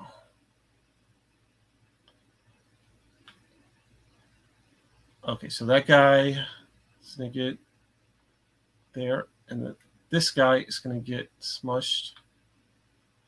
Okay, and then this other guy is also going to get smushed. And bam.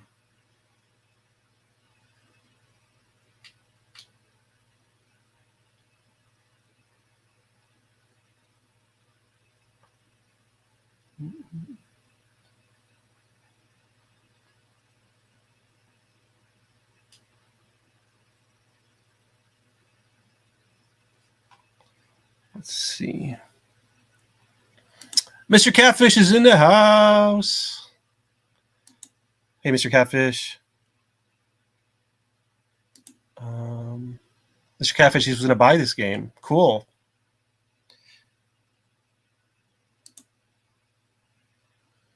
This is dope. Thank you. Cool, yeah. Glad to have you, Mr. Catfish. Yeah, this game is on iOS. It's on PC. I'm playing it on a disc. I got like a compilation disc with 2 other games. I think I got it for $1 used. Okay, let's see.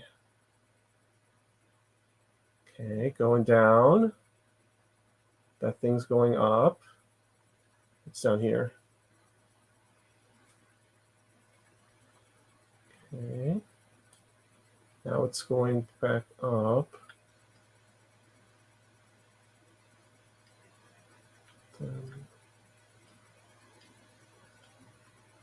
Hmm.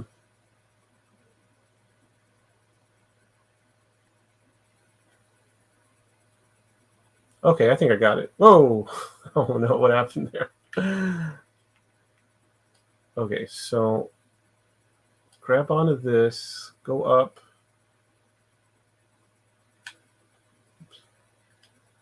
Okay. Okay. So then I need to go quickly over here and then grab onto this one.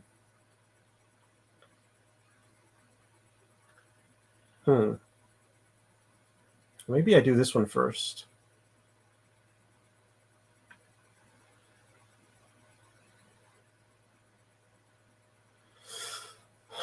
Okay, so I need to lift both of these up. So that one's lifted up. And then if I run quickly,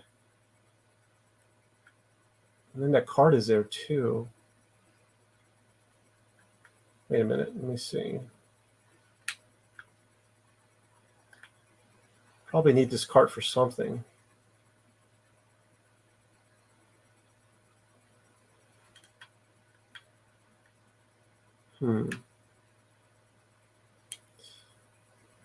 Interesting.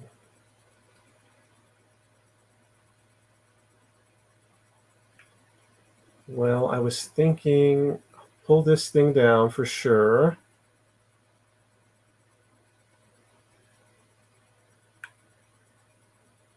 Oh.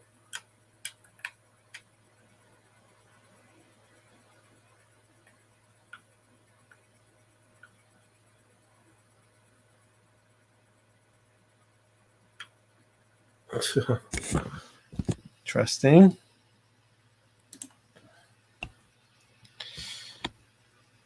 Scotty B has to go to the neurosurgeon appointment early for a 2-hour ride. All right. Well, thank you for being here, Scotty B. Best of luck with your neurosurgeon appointment. I hope you get a really good diagnosis, and thank you for being here, brother.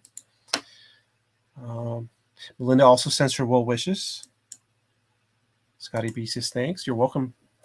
Hope it goes well. Let's see. Definitely get a lot of rest for that. All right.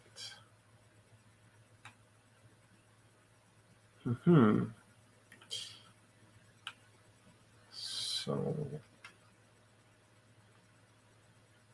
all right. So I'm pretty sure I have to go up here first.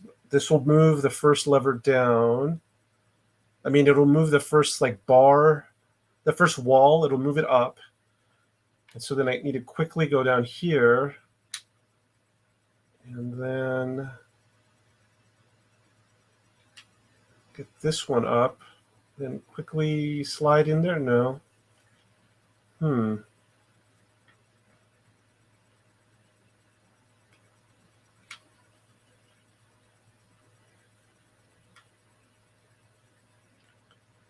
then this card is here. I'm wondering what the card, I'm sure the card is part of the solution. This card has something to do with it. But it can only go so far. It can only go that far. Unless there's something over here. There's nothing over there.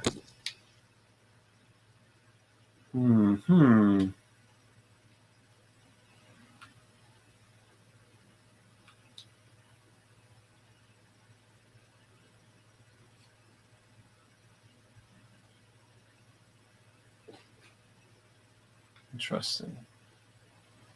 So okay,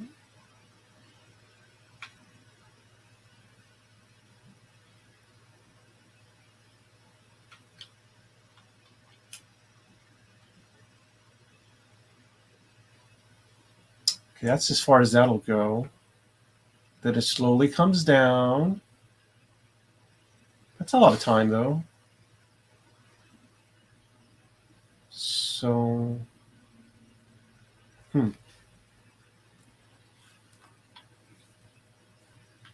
okay, well, maybe I have to.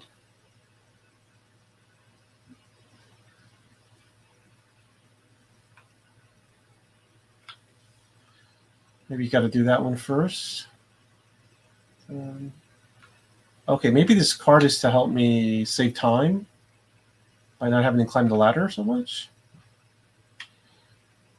Like, put it right here. Maybe.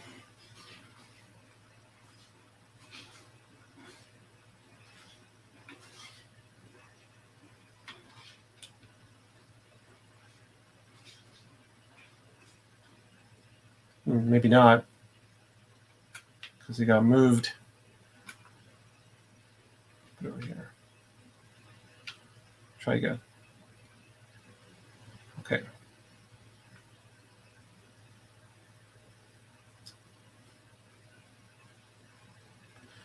So wait for that to go all the way up. And jump. Okay, jump up here. Jump up here. Okay, then get this one to go up. And go back down.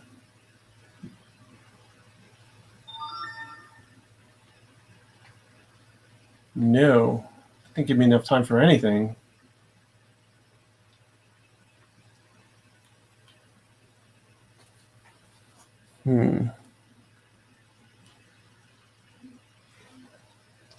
All right. What's down here? Just some water.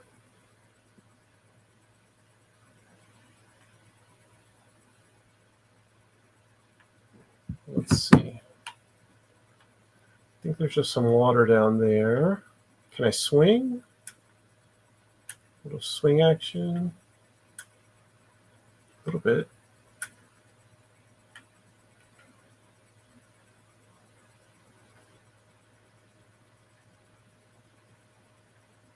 I think those gears are there too. I wonder what those gears are for. All right, so I'm quickly running, quickly going up, quickly going up, quickly holding on to this, all the way down, then jumping, then running back. No.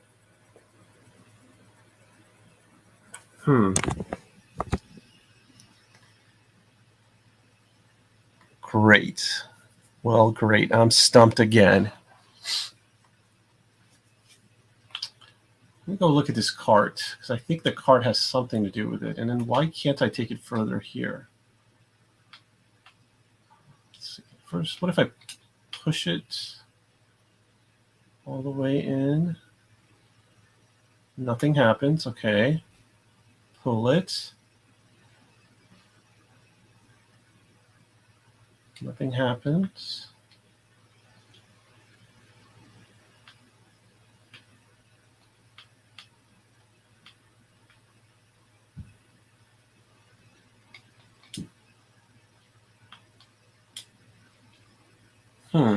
What is this card for? What is that card for? Anything else over here that I'm missing? What's this thing right here? What is this? Oh, there's a dead body.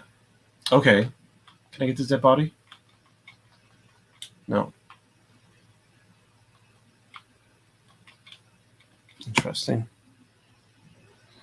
Okay, Melinda says, put the cart back, pull the rope down on top of the gears, then come down and jump on the cart to pull the cart. Okay, let's see.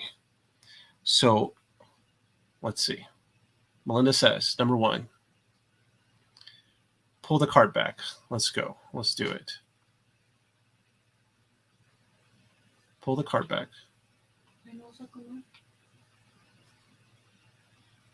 All right. Pull the cart back. Is this where you say, Melinda? Pull it back here. Okay. And then pull the rope on top of the gears. Okay. Then come down and jump on the cart to pull the rope down the gears. Okay. To keep pulling it down. Interesting. Okay. I think I get what you're saying. Let's try it out then. So, okay.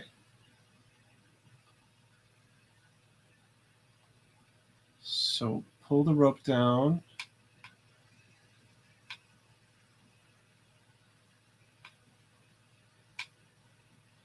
Okay, that's as far as it'll go. Oops. I get what you're saying, though. I think you're onto something, Melinda.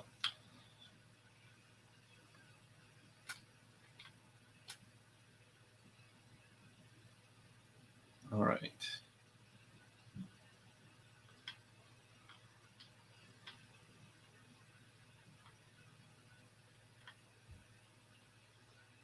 All right, here we go.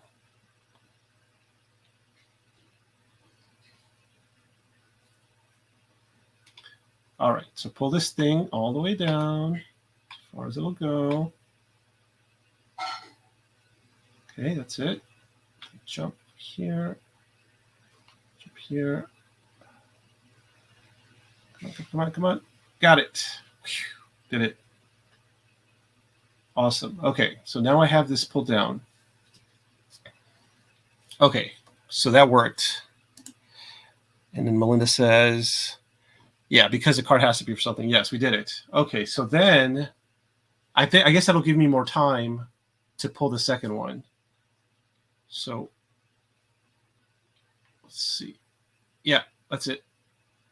Run, run, run, run, run. Yay, look at the big brain on Melinda. High five. High five for Melinda. Here we go. High five for Melinda. Very good.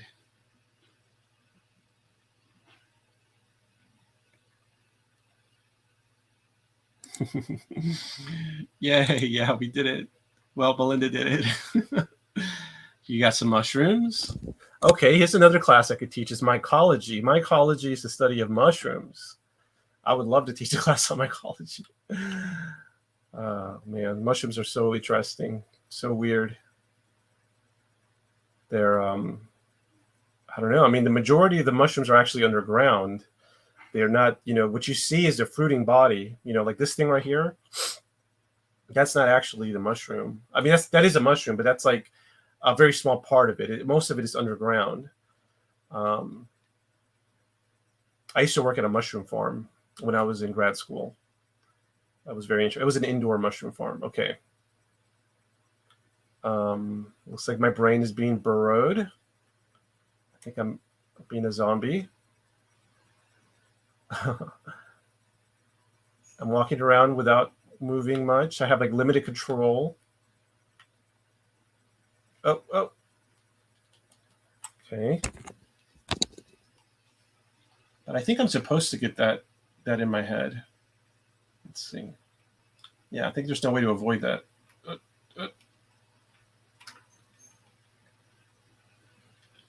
Okay. So I'm kind of fighting my controller because of this little thing burrowing into my brain.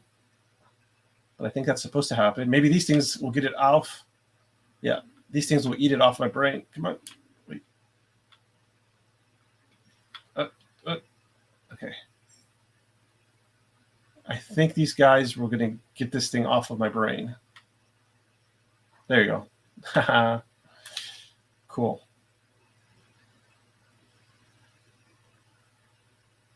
All right.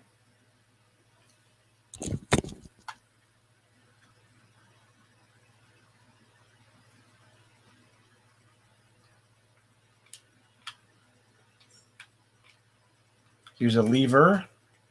Can't really do anything with it. No big deal. A frog.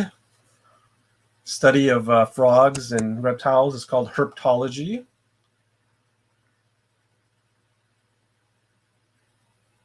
Come here, frog.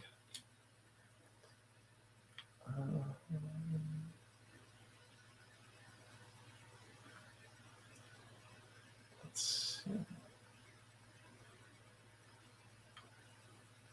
One time I saw a presentation on frogs, and it was by this guy with a really awesome Cajun accent, a really thick, Louisiana Cajun accent. And I remember at the end, he was like, I mean, obviously he loved frogs, but he was talking about how we shouldn't worry too much about the extinction of frogs. He was basically like, they're going to be fine. They're tough. And to be fair, amphibians have been around for a very long time. Melinda says, my husband would forage for mushrooms and berries on the weekends in the forest back in the Soviet Union. Most people did it because it was a source of food, which was very limited back in those days. Wow. Yeah. It's fascinating. Very cool. Well, I don't know if it was cool. I mean, it sucks that he didn't have a lot of food, but it is very interesting that your husband had those skills of foraging.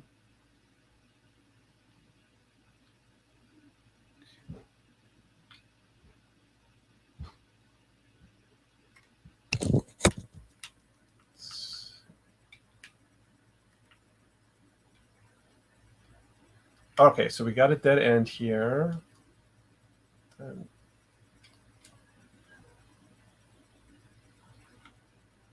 Got a log. Okay.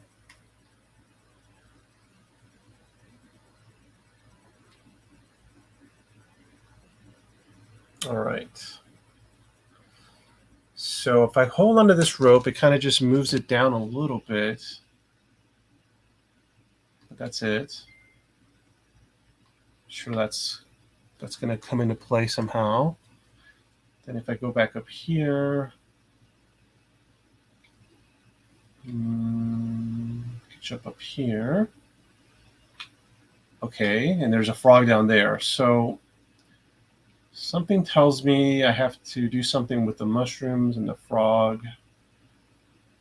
And if I go over here, there's just this lever. Doesn't really do anything. Oh yeah, it does something. Okay. So I'm able to pull it back like that.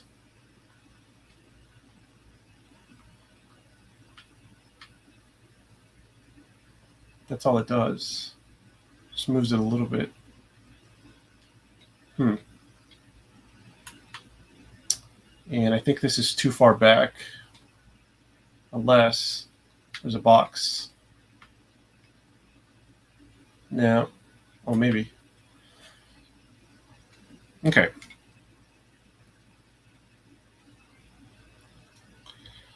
Let's see. So that moves a little bit. Those mushrooms are there. Okay, that frog is down here, hiding.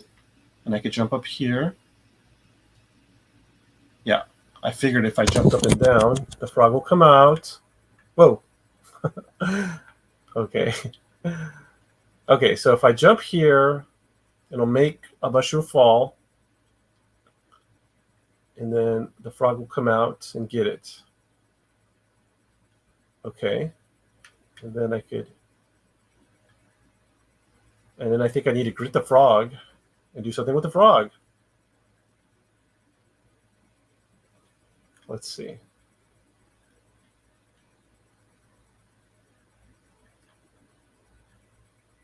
Okay. Dump it. Wait for the frog to come out. Okay. Grab the frog. No, chase the frog. Okay. Good. Frog's gonna go in there. Okay. Then I could. Okay. The frog's making that thing spin. Then I push this. And something's happening. Okay, now it's raining. Okay. Interesting. I think that just shook up some stuff. Now that everything's shooken up. Okay, now there's some water coming out of here. Now the water's going in there. Oh, it's going to fill it up, and I could cross on the log. Okay.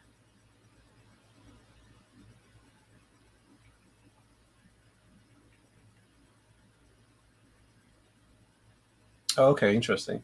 I just need to move the log into the middle of the water. Very cool. Melinda says, did you ever see the movie Frogs from 1972? It's a horror movie. The guy abuses the ecology of the area with a lot of pollution. Frogs ends up taking over to get revenge. There are frogs everywhere. Interesting. No, I haven't seen that one, but I think I've seen the poster. I've seen a poster of an old frog horror movie, and like the frog had like a human hand coming out of its mouth. Does that sound familiar? Let's see. But that sounds like a good movie.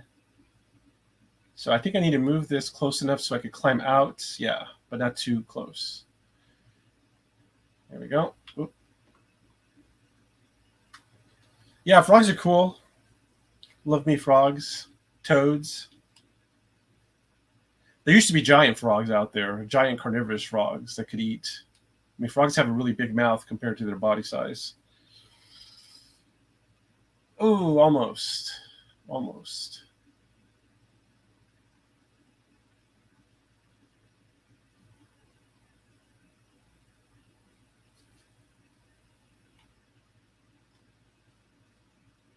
All right, so you didn't move this, but not too far. Maybe like right there. Let's see. A little bit further. Yeah, a little bit further. Oh. A little bit more. Okay. Okay, maybe a little bit more. There you go. That's probably a sweet spot.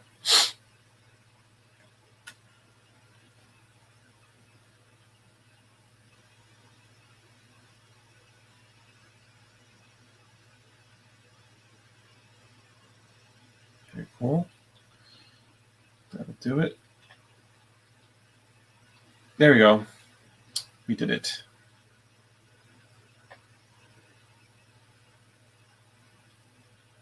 All right, let's see.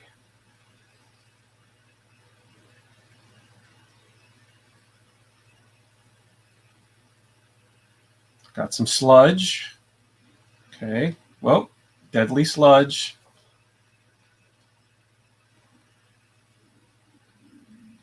Maybe. Okay, climb up here. Avoid the sludge. Got like a little area to go down. Okay. Got our crate.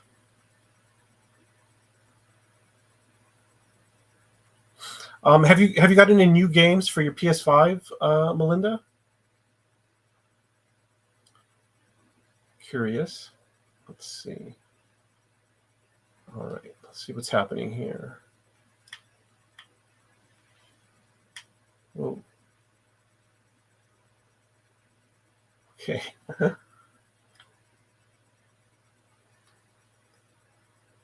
So that area kind of floods everything. So let's see.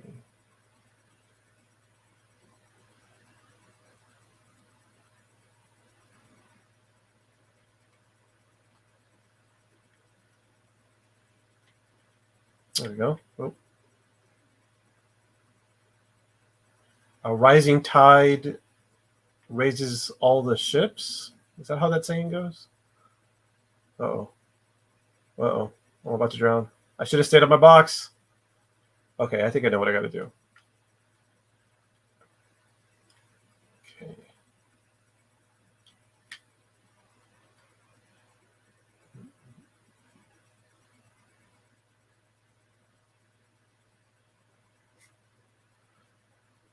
So I think I need to push my box over, my crate. Okay, so push that over. Quickly get on my box. Okay, good. Then I need to move my box. Oh, come on. Get up, get up, get over. Gotta move my box. Grab the box. Grab it. No, grab the box. No. Okay, well, that's not good. I'm about to get impaled. Don't want to get impaled. Not good. Okay. Let me go look at some stuff. So the water's going to be rising. I need to get to that ladder over there. What's over here? There's a little hole here. I wonder if that's useful. What does this do? Okay, this thing moves. Okay. Oh, okay. Maybe this thing floats. Let's see if that floats.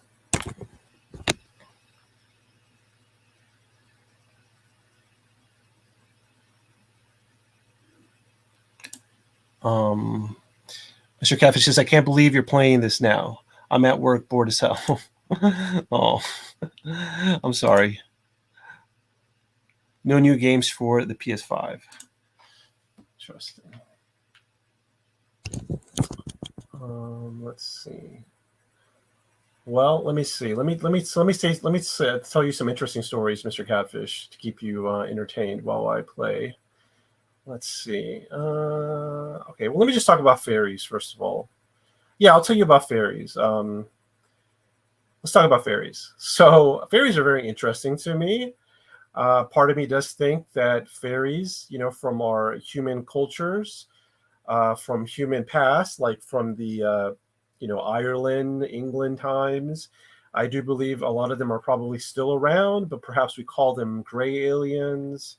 What's interesting about Faeries is that the trademark elements of fairy stories are actually found in a lot of different cultures. It's not just the European cultures. So let me tell you about a fairy story that I read about, or I was told from the Philippines. Okay, hold on. Let me see if this thing floats. Does it float? Oh, it doesn't float. That's not good. Can I swim? No. Okay. Okay, so here's a story I heard from the Philippines about fairies. This is for you, Mr. Catfish. I was talking to a young girl who lived in the Philippines, and she told me the story about her grandfather. This happened to her grandfather, and her grandfather... what had happened to her grandfather, he was very young. He was a very handsome, strapping young man, okay? So I don't have any dates. Let's just say it was about 50 years ago, okay? In a very thickly forested area of the Philippines. The Philippines has a lot of forests. The Philippines is a group of islands, but it does have a lot of forests, okay? So one day, my friend's grandfather was in the Philippines, and he was walking around the forest, and he met this woman who was very, very strange. Okay, this woman was basically a fairy. Why was she strange? Well, she was very beautiful looking. Okay, but she had very white skin, which is uncommon to have white skin in the Philippines if you're a native. She had long black hair, white skin, straight black hair, and one little detail about her is there's this little divot or a little area right above our lips. Humans have this area above our lips where it's like a little scoop. There's a name for it. I think Melinda probably knows. But anyway, if you look at your lips, everybody has this little area above your lips where it goes down. Well, she did not have that area. So that's why she looks strange. Okay. Some other strange things about her is that she lived in a tree. So she lived inside of a tree, a hollowed out tree. Anyway, so my friend's grandfather met this woman. He was by himself, and he was pretty scared. This woman invited her into her treehouse, and he was kind of scared about that. Oh, I think I know what I got to do. I have to put it over here. And so I think that my friend's grandfather, he knew what was going on. He knew she was a fairy. Perhaps he heard the legends. And so, but he was scared because she has power. In their culture, fairies have power to do things. So he felt maybe powerless. So anyway, she offered him some food, and it was the way it was described, it was really weird food. It was like a rice, but it was like really black. And if you look at the European stories, you're never supposed to eat anything that fairies give you, because either they put glamour on it. Glamour is like a way to disguise things. So you may think you're eating a really good meal, but you're actually eating rocks or twigs or something. Or they could poison you or make you go to sleep. So he knew about this. So he was like, no, I'm not going to eat your weird rice. And she kept asking him to stay, please stay. And he was very scared. He didn't want to stay. And finally, he was like, I have a wife and I have children. I miss him. I really miss him. Please let me go. So this fairy woman finally let him go. And then the last thing that was kind of weird is that when he left, he had missing time. So he thought he had only been gone for a very short amount of time. But in reality, he had been gone like a long time. He had been missing. So that's really interesting to me, because a lot of those elements in that story are elements from fairy folklore, but you usually hear those in Europe or something. But yeah, it's coming from the Philippines. So I just thought that was a cool story. So yeah, whatever these fairies are, they do have some things in common. The stories say that fairy women are attracted to human men. And that sounds like what was going on here. She was trying to get herself a male human husband. Let's see.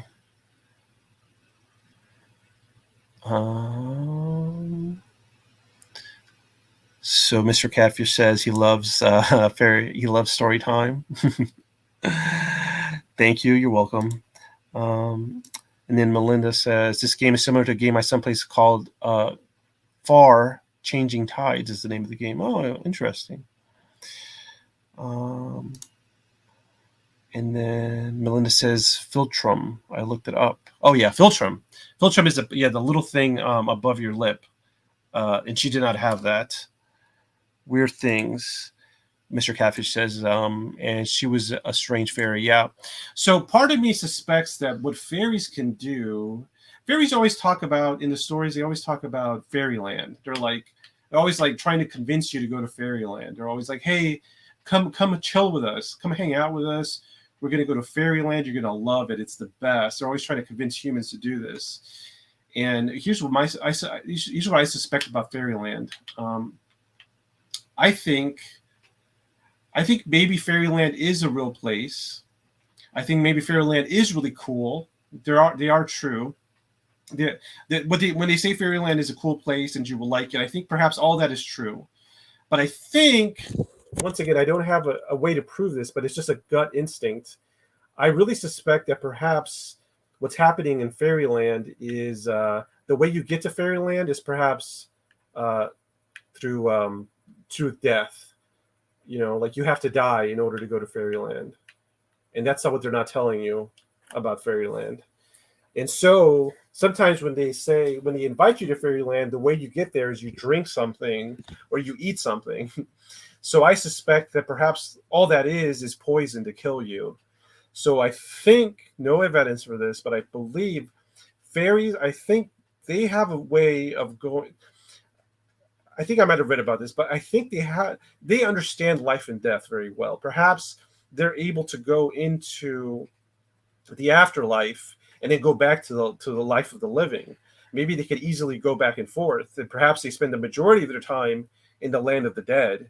Because sometimes people said that the old time fairies would look like corpses. They would look like bog people, like people that would get stuck in a bog and they would get all mummified. They would look all old, and it kind of reminds me of a corpse. So I suspect that the fairies, they want you to hang out with them in fairyland, but what they don't tell you is that fairyland is you have to die to go there, and you become dead basically, because they know we would probably not agree to it if we would die. And what's the other thing that's interesting is they invite you to fairyland. They don't force you to go to fairyland. that's kind of like the vampire stories, where like the vampires are like the vampires are basically like they ask for you to uh, let them in. They can't go in themselves. Oh, so perhaps they can't kill you. I don't know why. Maybe well, I understand why they wouldn't want to kill you. We have laws against killing people, but I guess it's a weird loophole. Like you know, they could trick you into poisoning yourself, but they can't outright poison you.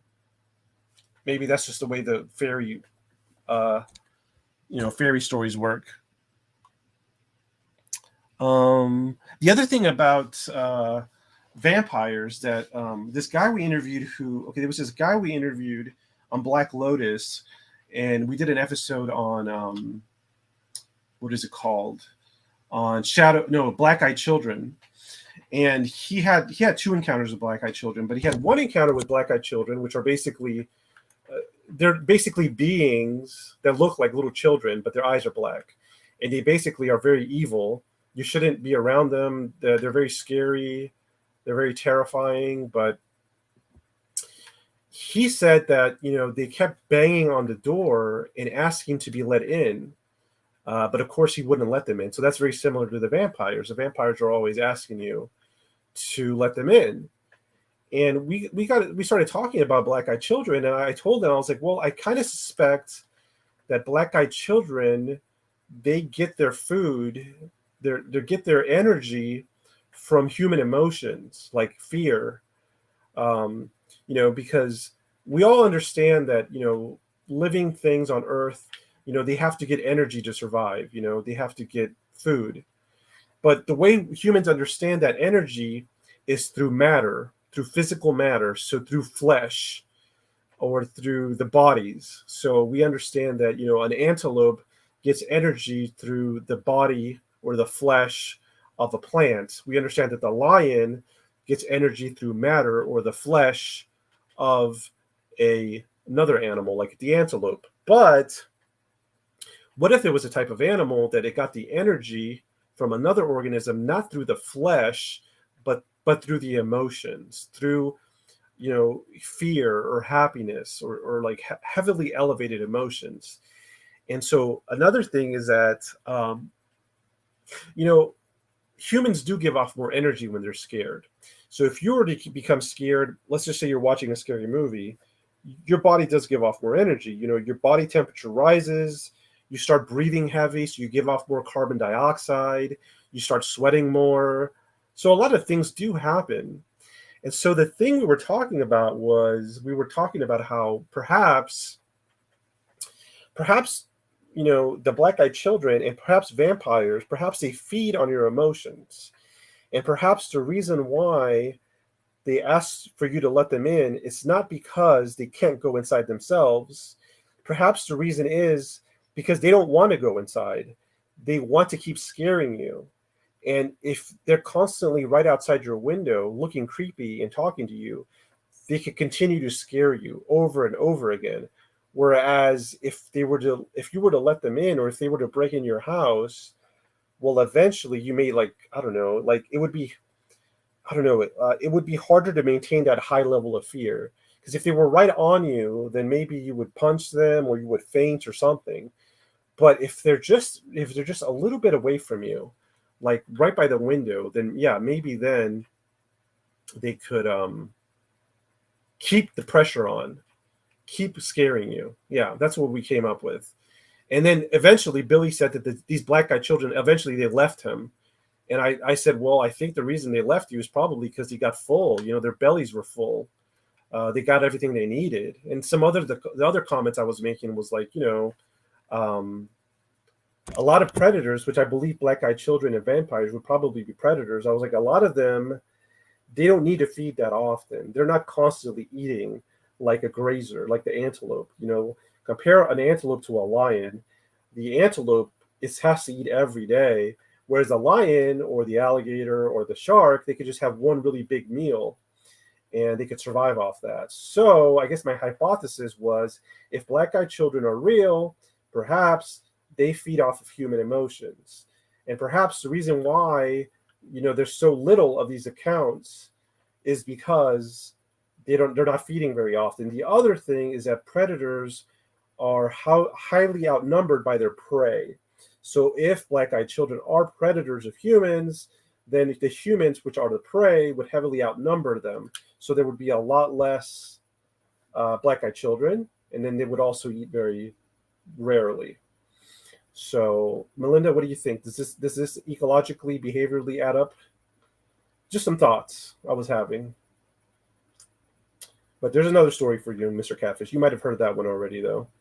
But yeah, Billy's black-eyed children story.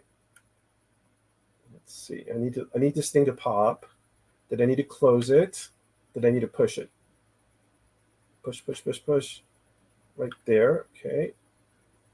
Then I need to climb up. And then I need to wait for it to come up here. Hopefully it'll come up right here. Yes. There we go.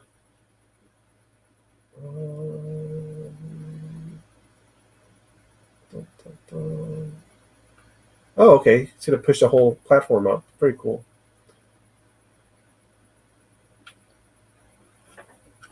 Let's see what you guys are saying. Mr. Catfish says, I agree. Sub-entities suck energy from people. Yeah. I haven't heard. Oh, but thank you, Wild Trees, for that. Okay, cool. Yeah, so there's another story for you. I guess I'll talk about, to keep you occupied, Mr. Catfish, I'll talk about something else that I think is very interesting, which is, okay, Melinda says, hold on a second. Yeah, seems to follow the ecology playbook. Okay, so Melinda, a biologist, agrees with this idea about black-eyed children being predators and eating energy from humans, and also about them not being so numerous and not feeding very often. Interesting. Okay. All right. The other topic I'll talk about, I guess, is the idea that non-humans are walking among us and they are disguised as humans, basically. So why do I think this? Well, there's this band called the Smashing Pumpkins. Really great band, really big in the 90s. And if you go online, I think Billy Corgan, the lead singer, was on Joe Rogan, and he told this story. I'll just tell the story. He basically said one time he was talking to like a music executive by himself in a room, and Billy Corgan says that music executive's face changed for a second, and it wasn't human anymore. And he says that, he acknowledged it. So Billy Corgan was like, hey, what just happened? Your face changed. What's going on? And the music executive was like, he acknowledged it. He's like, yeah, my face did change into something that's not human. Sorry, I just got a water. So there's other stories like that. So I was like, okay, interesting. So Billy Corgan was probably talking to this, high level, music executive who was not human, was disguised as a human, but his disguise, went away. It sounds like it was an accident. And someone else mentioned this in one of the chat rooms, but they were like, music executives or people in the music industry, they actually have a lot of control. They have a lot of power because they can, control popular media and the way that a world thinks, because the music industry really shapes ideas and culture and value. And so the idea is, if there are non-humans and they are disguised as humans and they are living as humans, it would make sense that they have a job like a music executive, because they could have a huge influence on humanity, basically. They probably wouldn't be like, nothing against, let me see, a veterinary technician. I used to be a veterinary technician, so I'll just pick on them. But they probably wouldn't be a veterinary technician if they were a non-human, because I'm just saying that you don't really have a lot of power to control. You don't have a lot of power over society if you're just a veterinary technician. The other thing is that I read about this director called James Fox, and James Fox has directed a lot of UFO movies. Out of the Blue, I think that's about the Phoenix Light incident. He just finished directing, and it's going to come out pretty soon. This other movie about a really famous UFO case and crash case with little gray aliens, or they actually weren't gray. They kind of looked like grays, but they were really ugly reptilian. Basically, in Brazil, in Varginha, let me type it in here real fast so you guys can see. Hold on a second. There was this UFO crash. It's one of my favorite UFO cases. Varginha, Brazil. Hold on. I'm just going to see what it's spelled like. So I'm just looking up what this case is called so I could put it in the chat room if you guys are curious. But James Fox directed this movie about this famous UFO case. Here we go. And he gave an interview, and he said he talked to somebody in the military or someone in power, and they told him that there are UFOs among us. There are non-humans living among us disguised as humans. Okay. So, oops. I'm just typing in the case if you guys want to look it up in the chat. Director, oops. James Fox. Okay, so yeah, the case for the movie that's coming out is called the Varginha UFO Incident, and the director's name is James Fox. Okay, so yeah, James Fox said that he heard from somebody who would know, someone in power, that there are non-humans walking among us. And so I started thinking about it, and I was like, yeah, I mean, that makes perfect sense. Like, why wouldn't that be the case? Like, why wouldn't non-humans walk among us? I mean, if they're flying in UFOs, they're obviously interested in us. They obviously observe us from afar. They go in our bedrooms. Apparently, they're abducting us. So it's like they have the technology. Why wouldn't they just disguise themselves as humans and walk among us? That to me is really trippy. I think that's probably one of the implications of the UFO phenomenon, is that something we have to deal with if disclosure happens will be that will be scary. It'll be scary, but it's this idea that we won't be. I don't know, that there's just that some of the people we may meet, or some people in power, are actually non-humans, and they're trying to manipulate things. So that, I don't know, that's really interesting. Do I think I've ever met any non-human disguised as a human? Probably not. I don't really run in those circles. I don't run into circles of people that would have that much power. But I don't know. What do you guys think about this, Melinda? What do you think, Mr. Catfish? Do you think that non-humans could disguise themselves as humans and live among us? I'm saying, like, why not?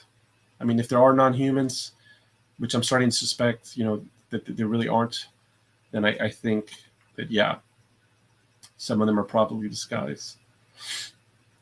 This is going to sound conspiratorial. I don't want to get that far into it, but one way would be to disguise yourself as a non-human and work your way up in an industry. Another way would be to kill somebody who is already in a position of power and then just take their place.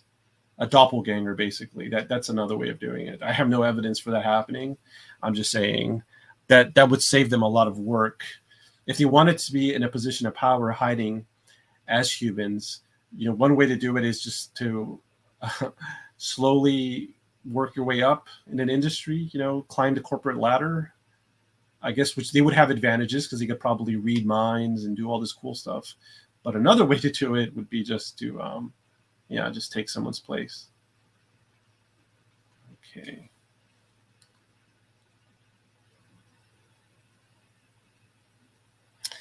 Yeah, Mr. Catfish says they can disguise themselves for sure. And Melinda says, wonder what influence they have had on world events.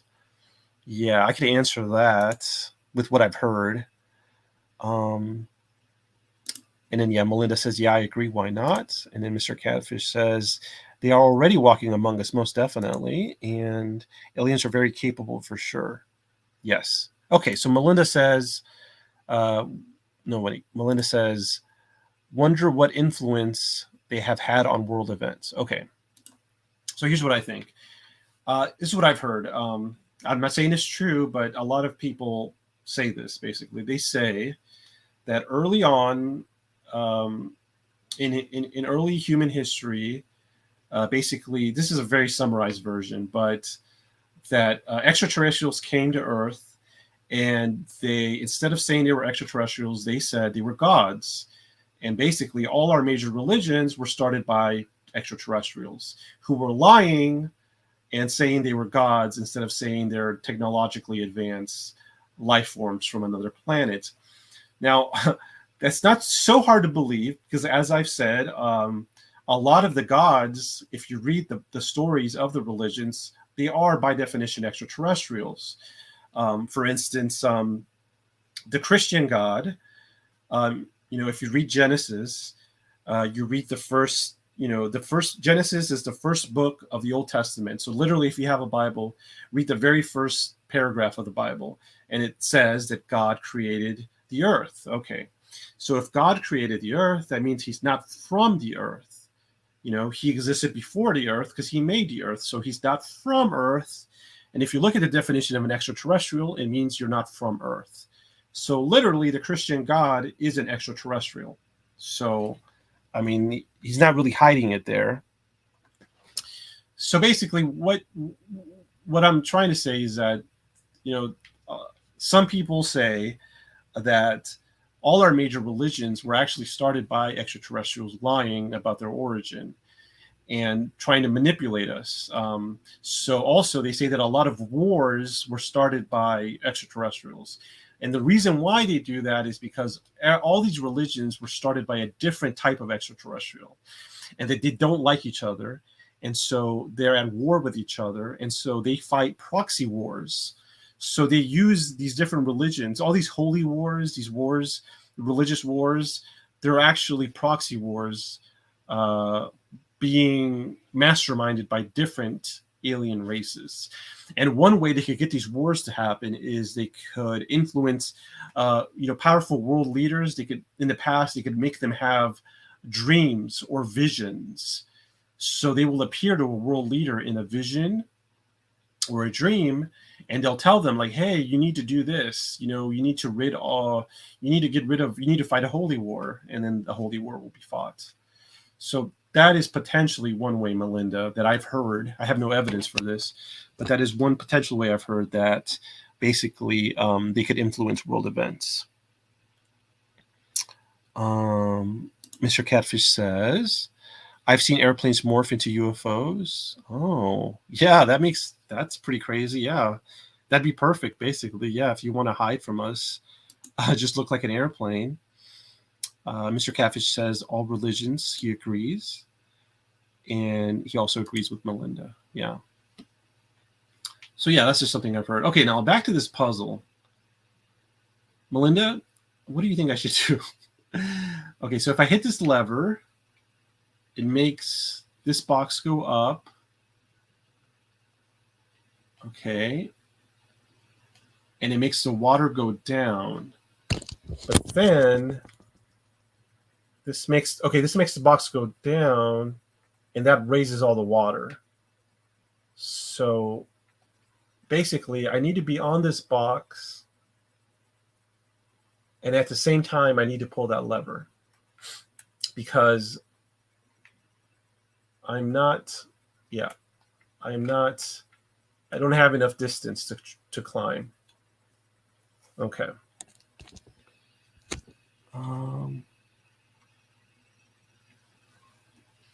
So anyway, yeah, so that's our food for thoughts. I mean, basically, if all these stories about extraterrestrials are real, then basically what's happening is we're going to have to rethink a lot of our history, basically, and our current thoughts about how the world works, basically, which is a monumental task. I mean, we'd have to go back and rethink almost everything that has happened because we're missing a big chunk of it, basically. But I mean, that's okay. I mean, we survived COVID. I mean, as a race, I guess we survived. So I think we could survive something like disclosure. Okay, so that goes down.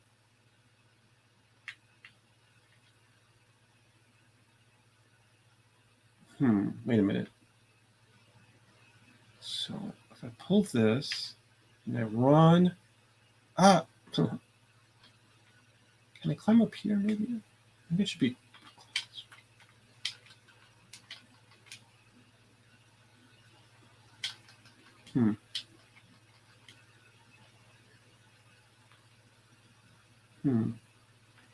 Interesting.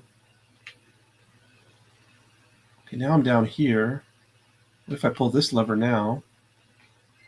What does that do? Does that do anything? Let's see. I think I might have found something. Get past this. Okay.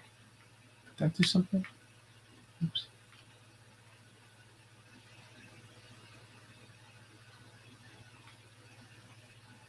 Yeah, I think I did something. Yes. Okay. Got it.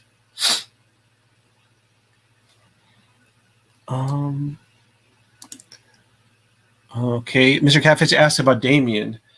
Okay, so yeah, Terry, his wife, just posted an update. She said he's hanging in there, but he's still bedridden, so he's not moving much from the bed, unfortunately, and that's preventing him from going to the doctor because the doctors need to evaluate him, basically, and yeah, because he can't get up, then oh. I'm sorry. Let me explain better. Hold on a second. If you want to, I'll just read you directly what. Thank you, Melinda.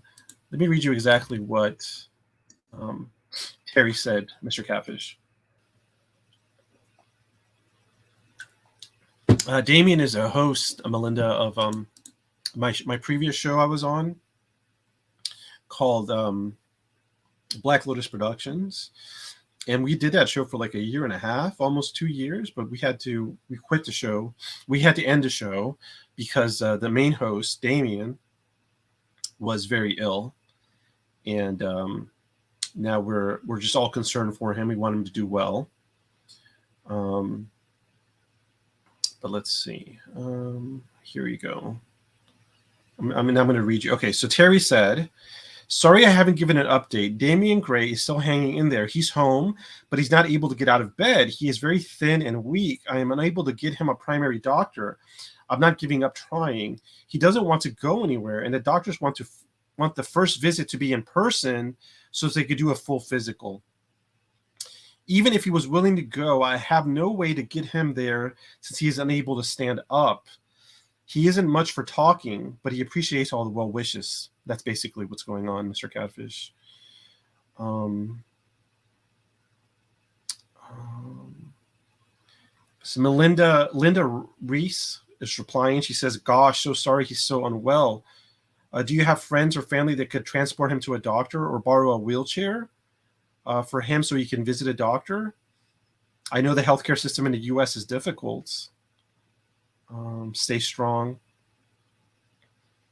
Let me see if Terry responded to that one. Terry said, I have a wheelchair that I borrowed from my daughter. I don't really have anyone nearby. It's just Ralph and I, but he doesn't want to leave the house and I can't force him. Okay, there we go. It sounds like he's having, if I had to play a wheelchair diagnostics person, I'm just guessing, it sounds like he's having depression as a side effect of being sick. But then the depression is preventing him from doing what he needs to get better, unfortunately. And yeah, Melinda says that's too bad about Damien. Yeah. Yeah, it's difficult. I mean, it's like Terry said, Terry is his wife. So Damien lives with his wife and his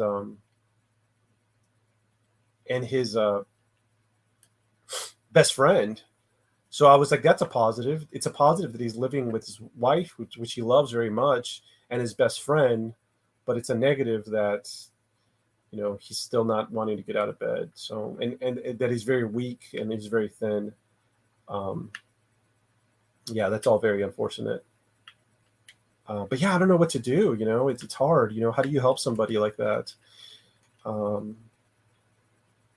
It's very difficult. Because yeah, I mean, honestly, I don't know if he's the type of guy. I mean, it's mostly men. I guess some women are like this, but I mostly hear about men who just don't want to go to the doctor. Like they rather wait until they're super, super sick to go to the doctor. And perhaps he's having that kind of attitude. It's his life, it's his choice. Obviously, he could do that. But I'm just saying, if Damien's going to get better, then he does need to see a doctor, and I think that does mean he needs to get out of bed, unless they could find a doctor who could do a home visit like they used to. I'm sure they could if they look hard enough. Maybe that's the solution, Mr. Catfish. Is I could find a doctor in Las Vegas where he lives that could do house calls, and just pass that information along to Terry. Maybe just be like, Terry, here's a doctor who does house calls. Perhaps this would be good for you could start seeing Damien.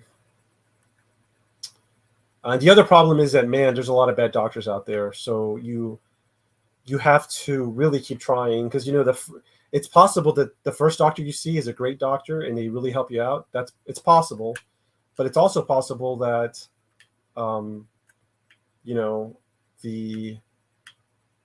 it's also possible that maybe the fifth doctor you see is the one that actually helps you. So, and it's hard because you have to have all this like strong determination at a time when you really don't have a strong determination. You're basically at your lowest, when you're sick. And because of our poor healthcare system, that's the time when you really need to have, you need to be strong when you're the weakest, basically. So it's very unfortunate, but yeah, I don't know, Mr. Catfish. That's basically the update. Let's see, what am I doing here? Let's see. Is the water rising? No. Mr. Catfish says, I know more or less what he's going through. My aunt went through something similar. I mean, I went through something similar as well, so I understand. The Damien will reincarnate with a brand new body. That's just how it is, I believe. Well, I mean, eventually, I hope he does do that. But I hope he could say, I hope he could save the body he's got now. Damien could call his medical insurance and tell them what he needs. Insurance can arrange it. Yeah, that's true. Hold on a second. The water's rising here. Oh. Can I jump? Jump. Nope. Oh, it's not letting me jump. I guess I'm going to die. Yeah, so maybe I could talk to Terry about that. And then Mr. Catfish says, Damien should know that death is peaceful. When we come back, whoa. Sorry. I'm just drowning. Okay, hold on. When we come back into being born into a new body. Yeah, I mean, I agree with that as well. Mr. Catfish says, no biggie. Yeah, well, that's basically the update, Mr. Catfish. It's hard to say, yeah. It's hard to say. But like I said, I mean, I'm just happy that he's with his best friend and his wife, because at least he's not lonely, at the very least. Because yeah, because that would be bad if you're lonely and you're sick. Then that's a very bad recipe. But he's not. Okay. Let's see. I think I'm just going to wait for this pipe to go up on the right side. And then, yeah. Then I'm good to go. Well, not spikes. Oh, should have waited a little bit longer. Should have waited a little bit longer. Whoa. Okay, so I got to jump. Okay, that turns me around. Then I need to go back this way and turn around again. Whoops. Damien maybe will recover. I think death because my aunt died. Okay, interesting. Sorry, laugh out loud. I mean, that's okay, Mr. Catfish. You're just being honest. I mean, I don't know what's going to happen. I wish the best for him. I think, if anything, now that we had this conversation, I will just message Terry, his wife, and I will say, hey, have you thought about this possibility that, would Damien be open to a at-home doctor visit? Just start there, and then I could help arrange that. But at the very least, I mean, all I could do is at least tell that to his wife, Terry. But yeah. Man, I have a lot of respect for Damien. I really like Damien. He's a great guy. He's a very smart guy. He's hardworking. He's got a good personality. I don't know. What else can I say? He's a great guy. I learned a lot because of him. He gave me an opportunity to be on Black Lotus. He always treated me with respect. And I mean, I met you, Mr. Catfish, because of Black Lotus, and Scotty, and Frapsap, and Nina. And I mean, I think a lot of the people that are on, a lot of the people that watch the show are, they found out about me through Black Lotus. So that was very helpful. So I'm very thankful for Damien. So yeah, it'd be great if I could help him in some way as well, repay how he helped me. Let's see. Well, the good news is we haven't got stuck the way we did on that one. Melinda was there for that one, that first little river. We got stuck for so long. That's the only time I've looked, though, for cheats. Just one time. There's all this other time. It's been Melinda helping me solve the puzzles, and I've been me and Melinda, basically. Let's see. Whoa. I mean, I've died a lot, but I haven't gotten, super stuck. I agree with you, Wild Trees. Whatever you feel is the right thing to do. Yeah. Yeah, I mean, I think it's great everybody's asking about him. And I think, he should know that we care about him. Let's see. There we go.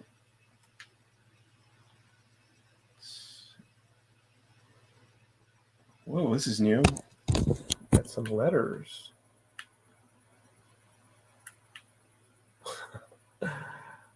Yeah, we're not in a forest anymore. I guess, have we slowly been going out of the forest and into an industrial area? Okay, it says HOT, hotel, I think. I guess we have got onto the forest slowly. Interesting. Whoa. Okay, so I think the story's progressing. The environment of the story's progressing. We started off in a forest with spiders, like biological spiders. Now that I think about it, the first spider was very biological, and then we eventually killed it completely. And then we had a mechanical spider. Then we had all these children, and now we're in a fully really interesting area because I don't know. Oh.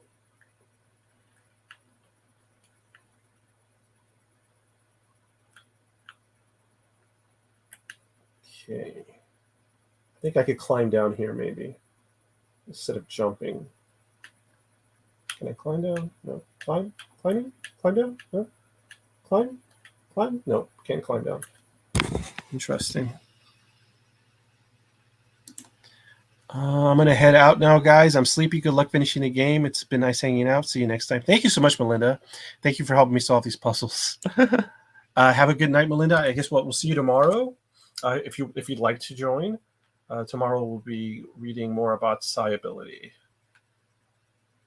Okay, I think I have to wait for this sign to turn off. Okay, got it. I don't know, Mr. Catfish. Give me a topic. I'll talk about anything. Any topic. It doesn't even have to be paranormal. if you want to talk about something, or if you want to tell me a story. Tell me about your paranormal encounters. You could, Mr. Catfish, you could tell us about when you saw that UFO in your profile picture. And Melinda says, good vibes. Thank you, Melinda. Good vibes for sure. Hope you have a good night. Yeah, Mr. Catfish, give me a topic to talk about to keep you entertained. It could be any topic. It doesn't have to be about the paranormal or about science. And furthermore, you could tell me about your UFO encounter. Here we go. Here we go. Here we go. Yes. Whoa, whoa, what's going on here? Whoa.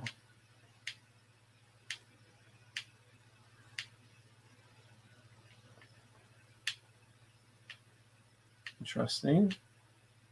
Okay, I think now I have to climb down there. Okay. Woo, slippy slide. All right, here we go. There we go. Hit this lever. That turns off the light. Okay, cool.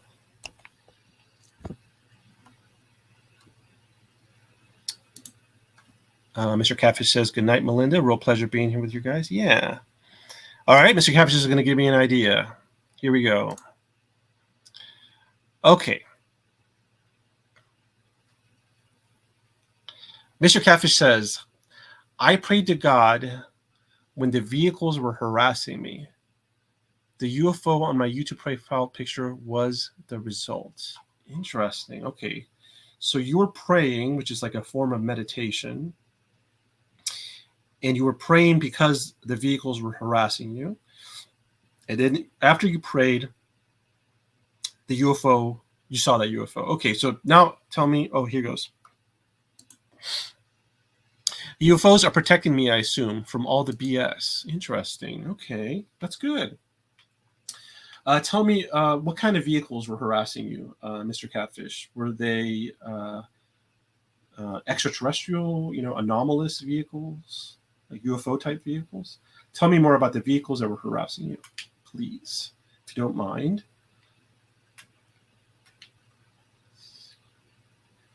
Let's see what Mr. Catfish has to say. Whoa,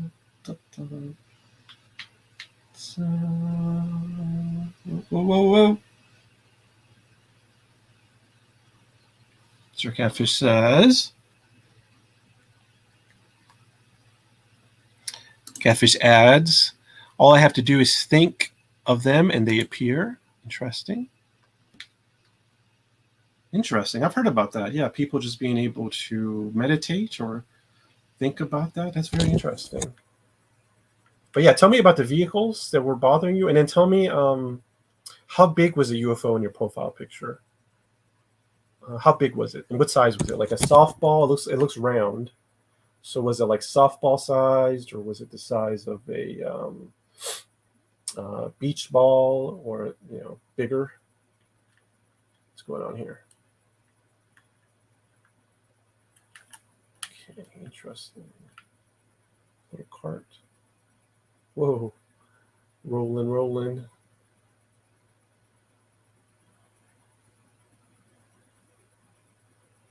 Interesting. Little cart there. Catfish says some vehicles don't have a driver in them. Some vehicles drive themselves, I guess. It's cutting the signal. Interesting. When you say it's cutting the signal, do you mean like are you talking about my live feed, or are you talking about your story? The UFO of my profile picture is maybe the size of a car, probably. Whoa. Interesting. Very cool. All right. I need to climb here.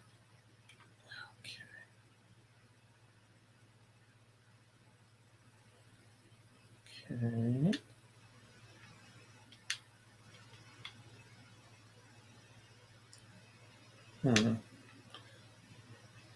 All right. So this little cart has wheels. And it's got a little ladder. I think I need to climb up there. It won't let me. So maybe I'll push it over here.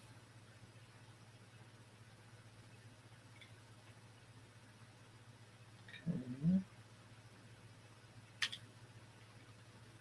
Damn, stumped. Stumped.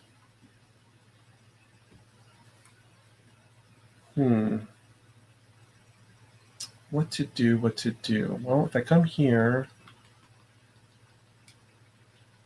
let's see, just jump around. Okay, there's this little thing right here.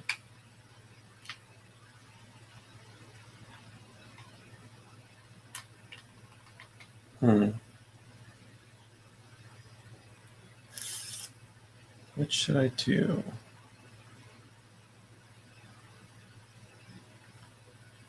Can I go down here? Let's see, just mumbling to myself. All right.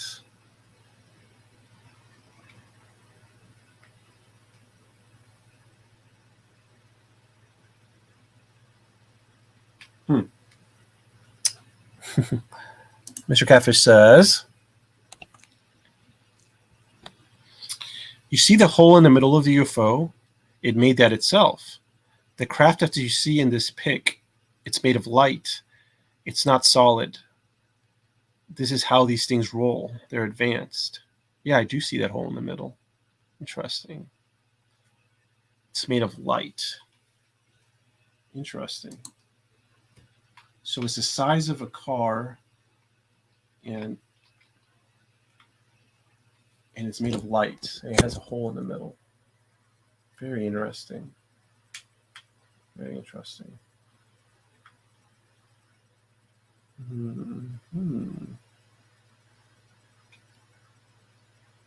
What if I push this over here? Okay, maybe I could break this glass. I think maybe I could shatter this glass. It looks like it might be shatterable. Shatnerable. So maybe if I push this here, and I climb up, then I jump.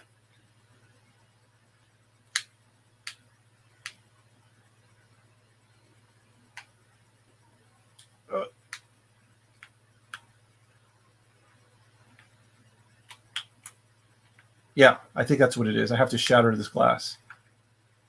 Yeah, cool. Because you can see little pieces coming off. But I need to climb off this thing. So maybe, okay, I got it. I got to push it up here so we get a lot of momentum. Push it on here. So it's got momentum. Yeah. So then it's got momentum. It climbs up here. Then I jump off and bam. Haha, did it. Cool. All right. Little fire hose. Fire hose. Whoa. Right.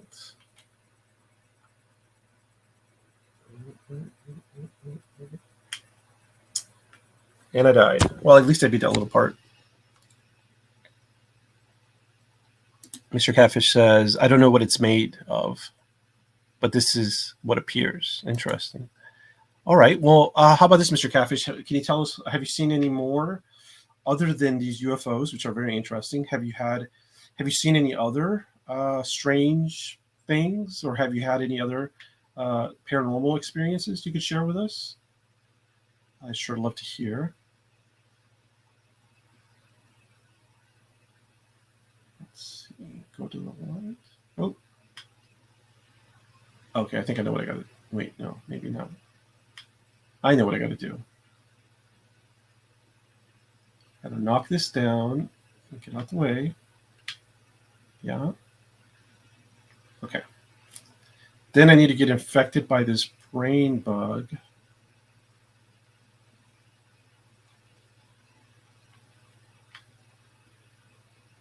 And then when you approach the light,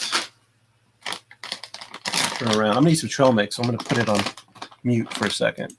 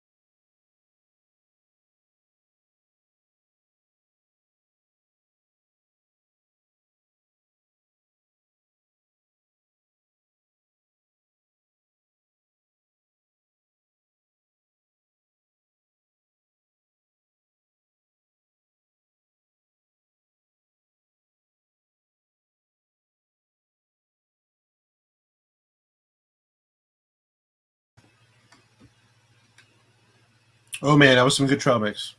So that was some of the best trail mix. All right, let's see. Let me pause real fast, see what Mr. Catfish has to say. Okay. When my dog, excuse me, when my dog died in 2020, I'm sorry to hear that, Mr. Catfish. I saw his shadow walk into my room and lay down at his usual spot. Oh, twice. The UFO showed me the sky once. It was full of stars. Oh, very interesting.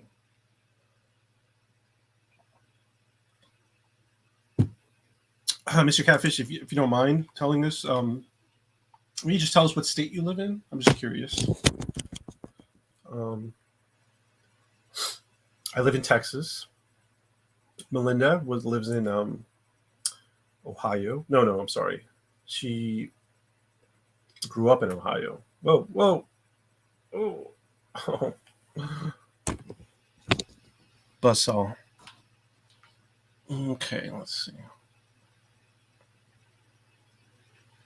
Okay, don't hit this thing. What the heck?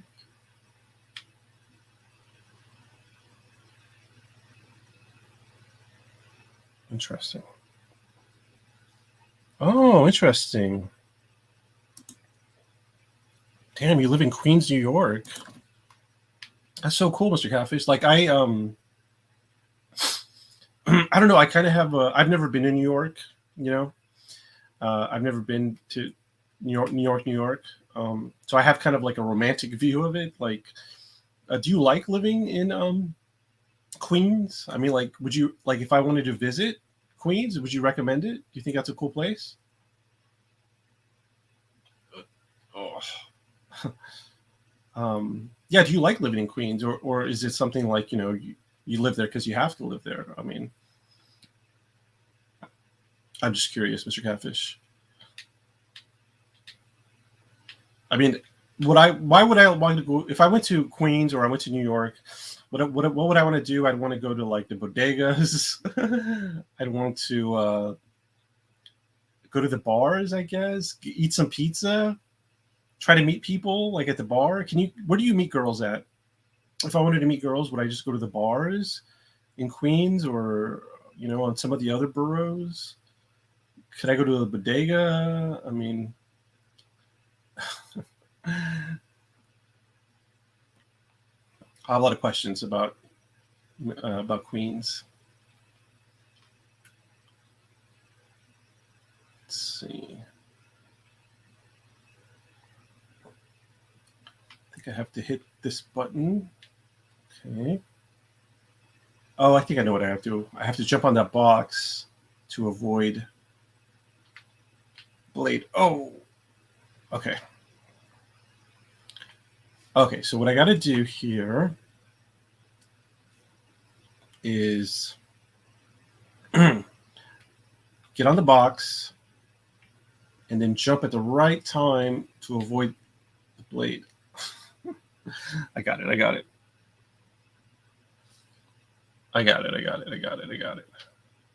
Okay.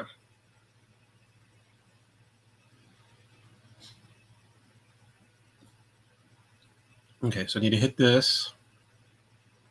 Walk slowly. Okay, jump on the box, then jump over the blade. Oh, but I got to jump right at the right time. Okay, so Mr. Catfish says, well, New York City is very big. There's much to do here. Many clubs, all types. Girls are everywhere, all types, all nations here. Laugh out loud. All right, well, tell me this. What do you like doing in New York? Mr. Catfish, I'm already planning to come visit you, okay? It's already going on in my head. All the screws are turning. But what do you like doing in Queens? What are your favorite things to do, And did you grow up in Queens? How long have you been in Queens? Okay. So that box is going to drop. Okay. And I need to jump at the right time. I got it. Yes. That trail mix is giving me power.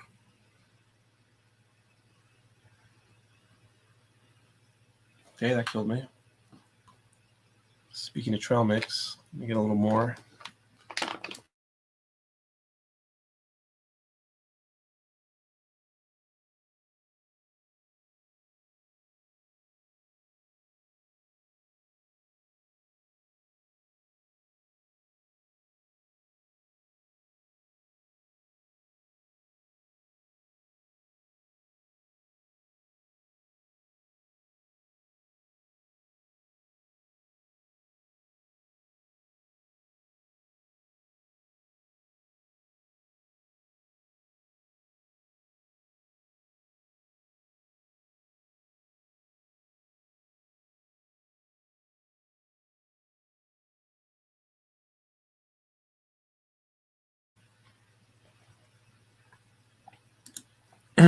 Mr. Catfish, this is very expensive.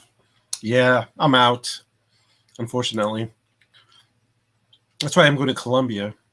I'm going to Colombia for a few months because it's cheap. You were born in Brooklyn. Oh, you grew up in Queens, went to school here and everything. That's so cool, Mr. Catfish. That's really interesting. Very cool. Well, yeah. Well, tell me what your what are your favorite things to do in Queens? When you're not working and when you're not playing video games. I know those are some of the ways you like to spend your time, or maybe you don't like working, but I know that's how you spend your time. But what do you like doing?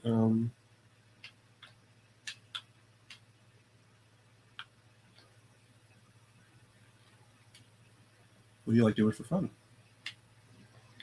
All right, let's see right here. Nope.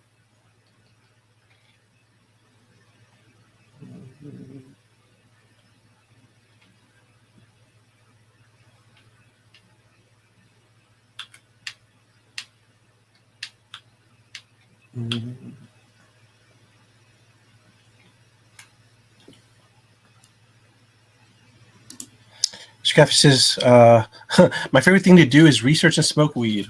Okay, that sounds like fun. Do you get your weed legally? Isn't it legal in New York State? Do you go to like a dispensary, or do you still I guess you could just answer yes or no. Do you go to a dispensary? Because I think it's legal in New York State, if I'm correct. I'm not sure. I'm in Texas. It's definitely not legal here. That's all I know.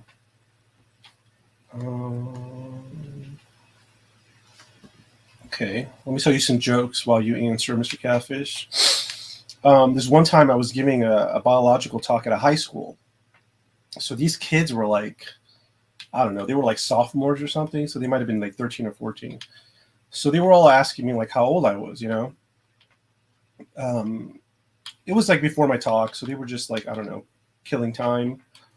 And so they were asking me how old I was. And I don't know, I didn't want to tell them how old I was. So I was just like, hey, I was like, yeah,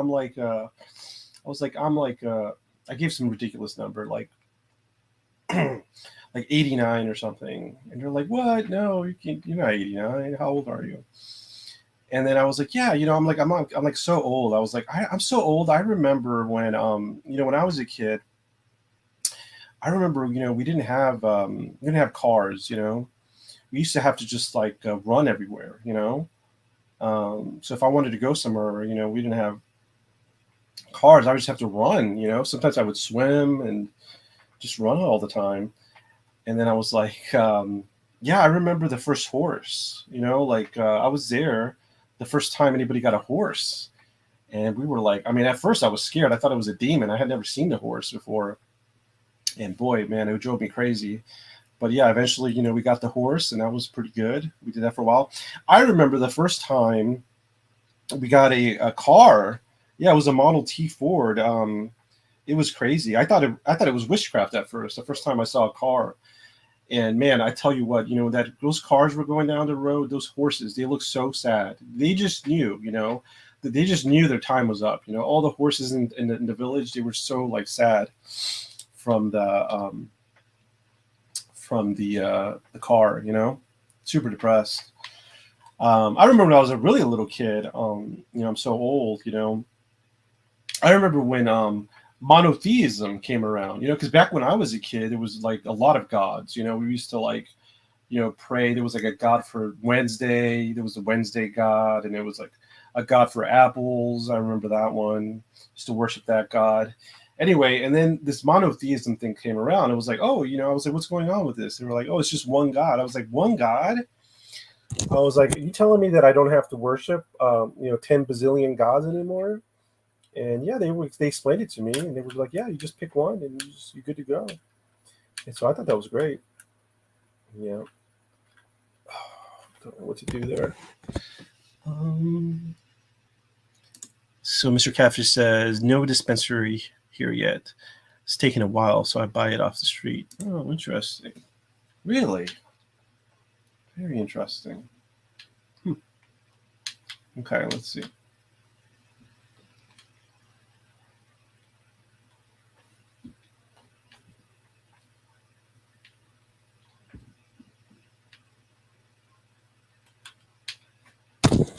Keep dying here. Let's see. There's this blade right here who's cutting things down. Okay. It's probably not going to help me.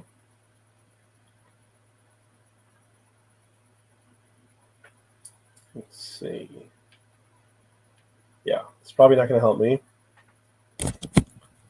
Then down here, it just gets like pitch black. Super black. What if I jump there? No, that doesn't do anything. It just kills me. Okay, what if I jump here?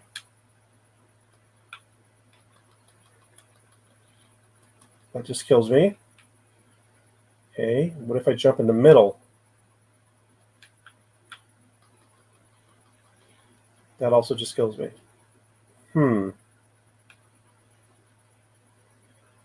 Well, that's a chasm, all right. Okay, what if I jump over this blade and run back this way?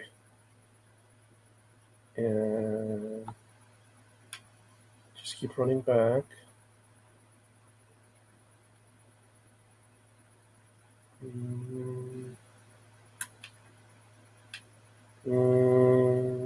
don't think that's going to do anything. I don't think that's going to do anything.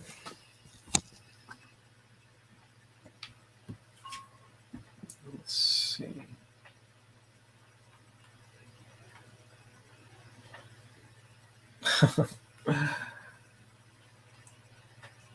Oh no, I think I set myself back now. I don't think I can pass this area now. Oh wait, maybe I can. If I wait. If I get the high ground. Oh dude, I think I might have boned myself here. I think I might have boned myself, Mr. Catfish. I think I'm stuck.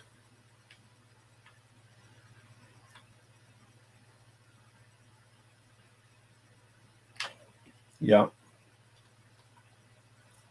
Yep, definitely should have done that. Let me see.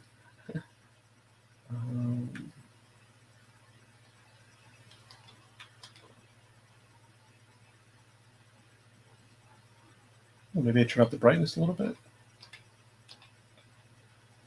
Dang. I don't think there's a way I could pass this level anymore. Because I went too far there. Because there's usually a box there that I jump over. But not anymore.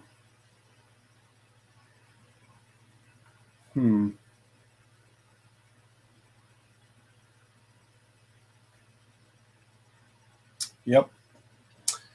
Europe. Man. How can I get that box to come back? Come back, box.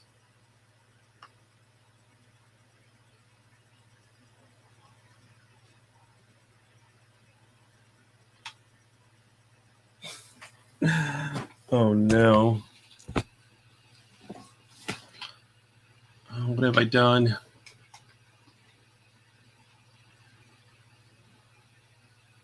Let me see. Well, Mr. Catfish, what kind of work do you do? I'm just curious. If you want to share, you don't have to share, of course. And do you work in Queens? I mean, I know you live in Queens, but do you also work in Queens? Man, I don't think I could pass this level anymore. I think I messed up bad. Unless I could. Let me see. Yeah, let me do this. Let me go back.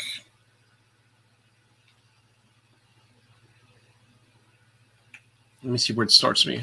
Oh, I think I can just load a chapter. That's what I need to do. Yeah, let me just load a chapter. Exit game. Exit game. Play. Load a chapter. Yeah.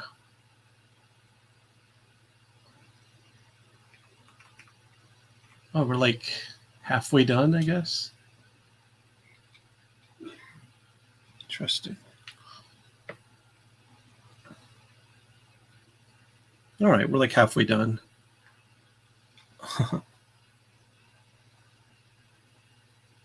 Okay, cool. Mr. Catfish says you work security as a train service for a train service here called MTALIRR, and you're a supervisor. Cool.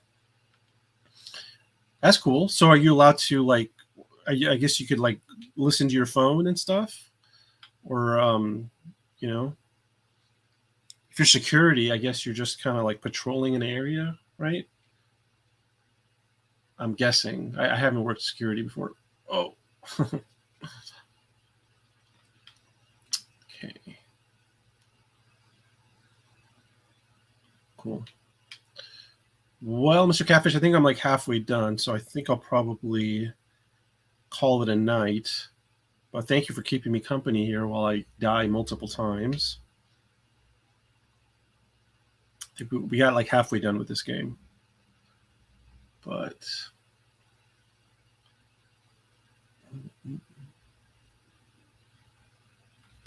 I will be back tomorrow. Mr. Catfish will be reading a research paper about psi ability.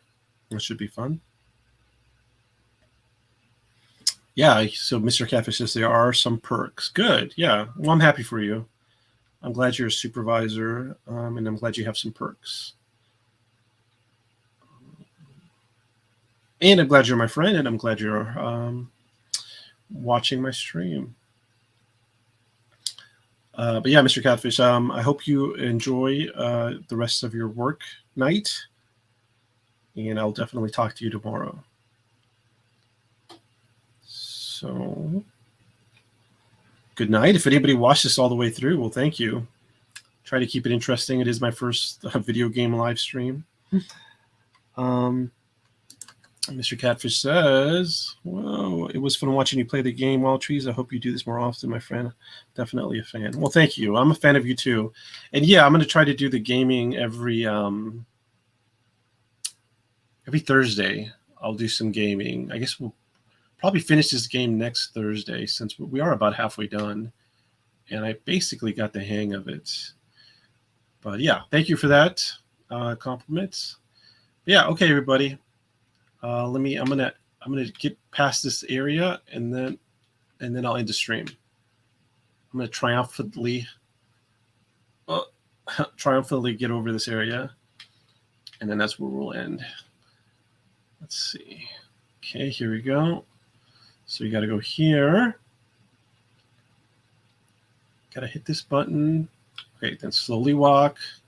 Let the box fall. Oh, fall. Oh, it killed me. Okay, hold on.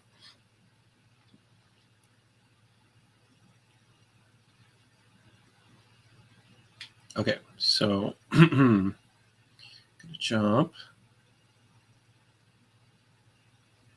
Okay, hit the button and slowly walk so that the box can drop. Okay, drop the box. Okay, then jump at the right time. Oh, got me right in the legs. Mr. Catfish says, "You're the man, Wild Trees." Thank you. That means a lot to me. People don't really say that to me in my everyday life. So thank you, Mr. Catfish. You're the man too, buddy. Let's see. We all deserve to hear that every now and then. Okay, let's see.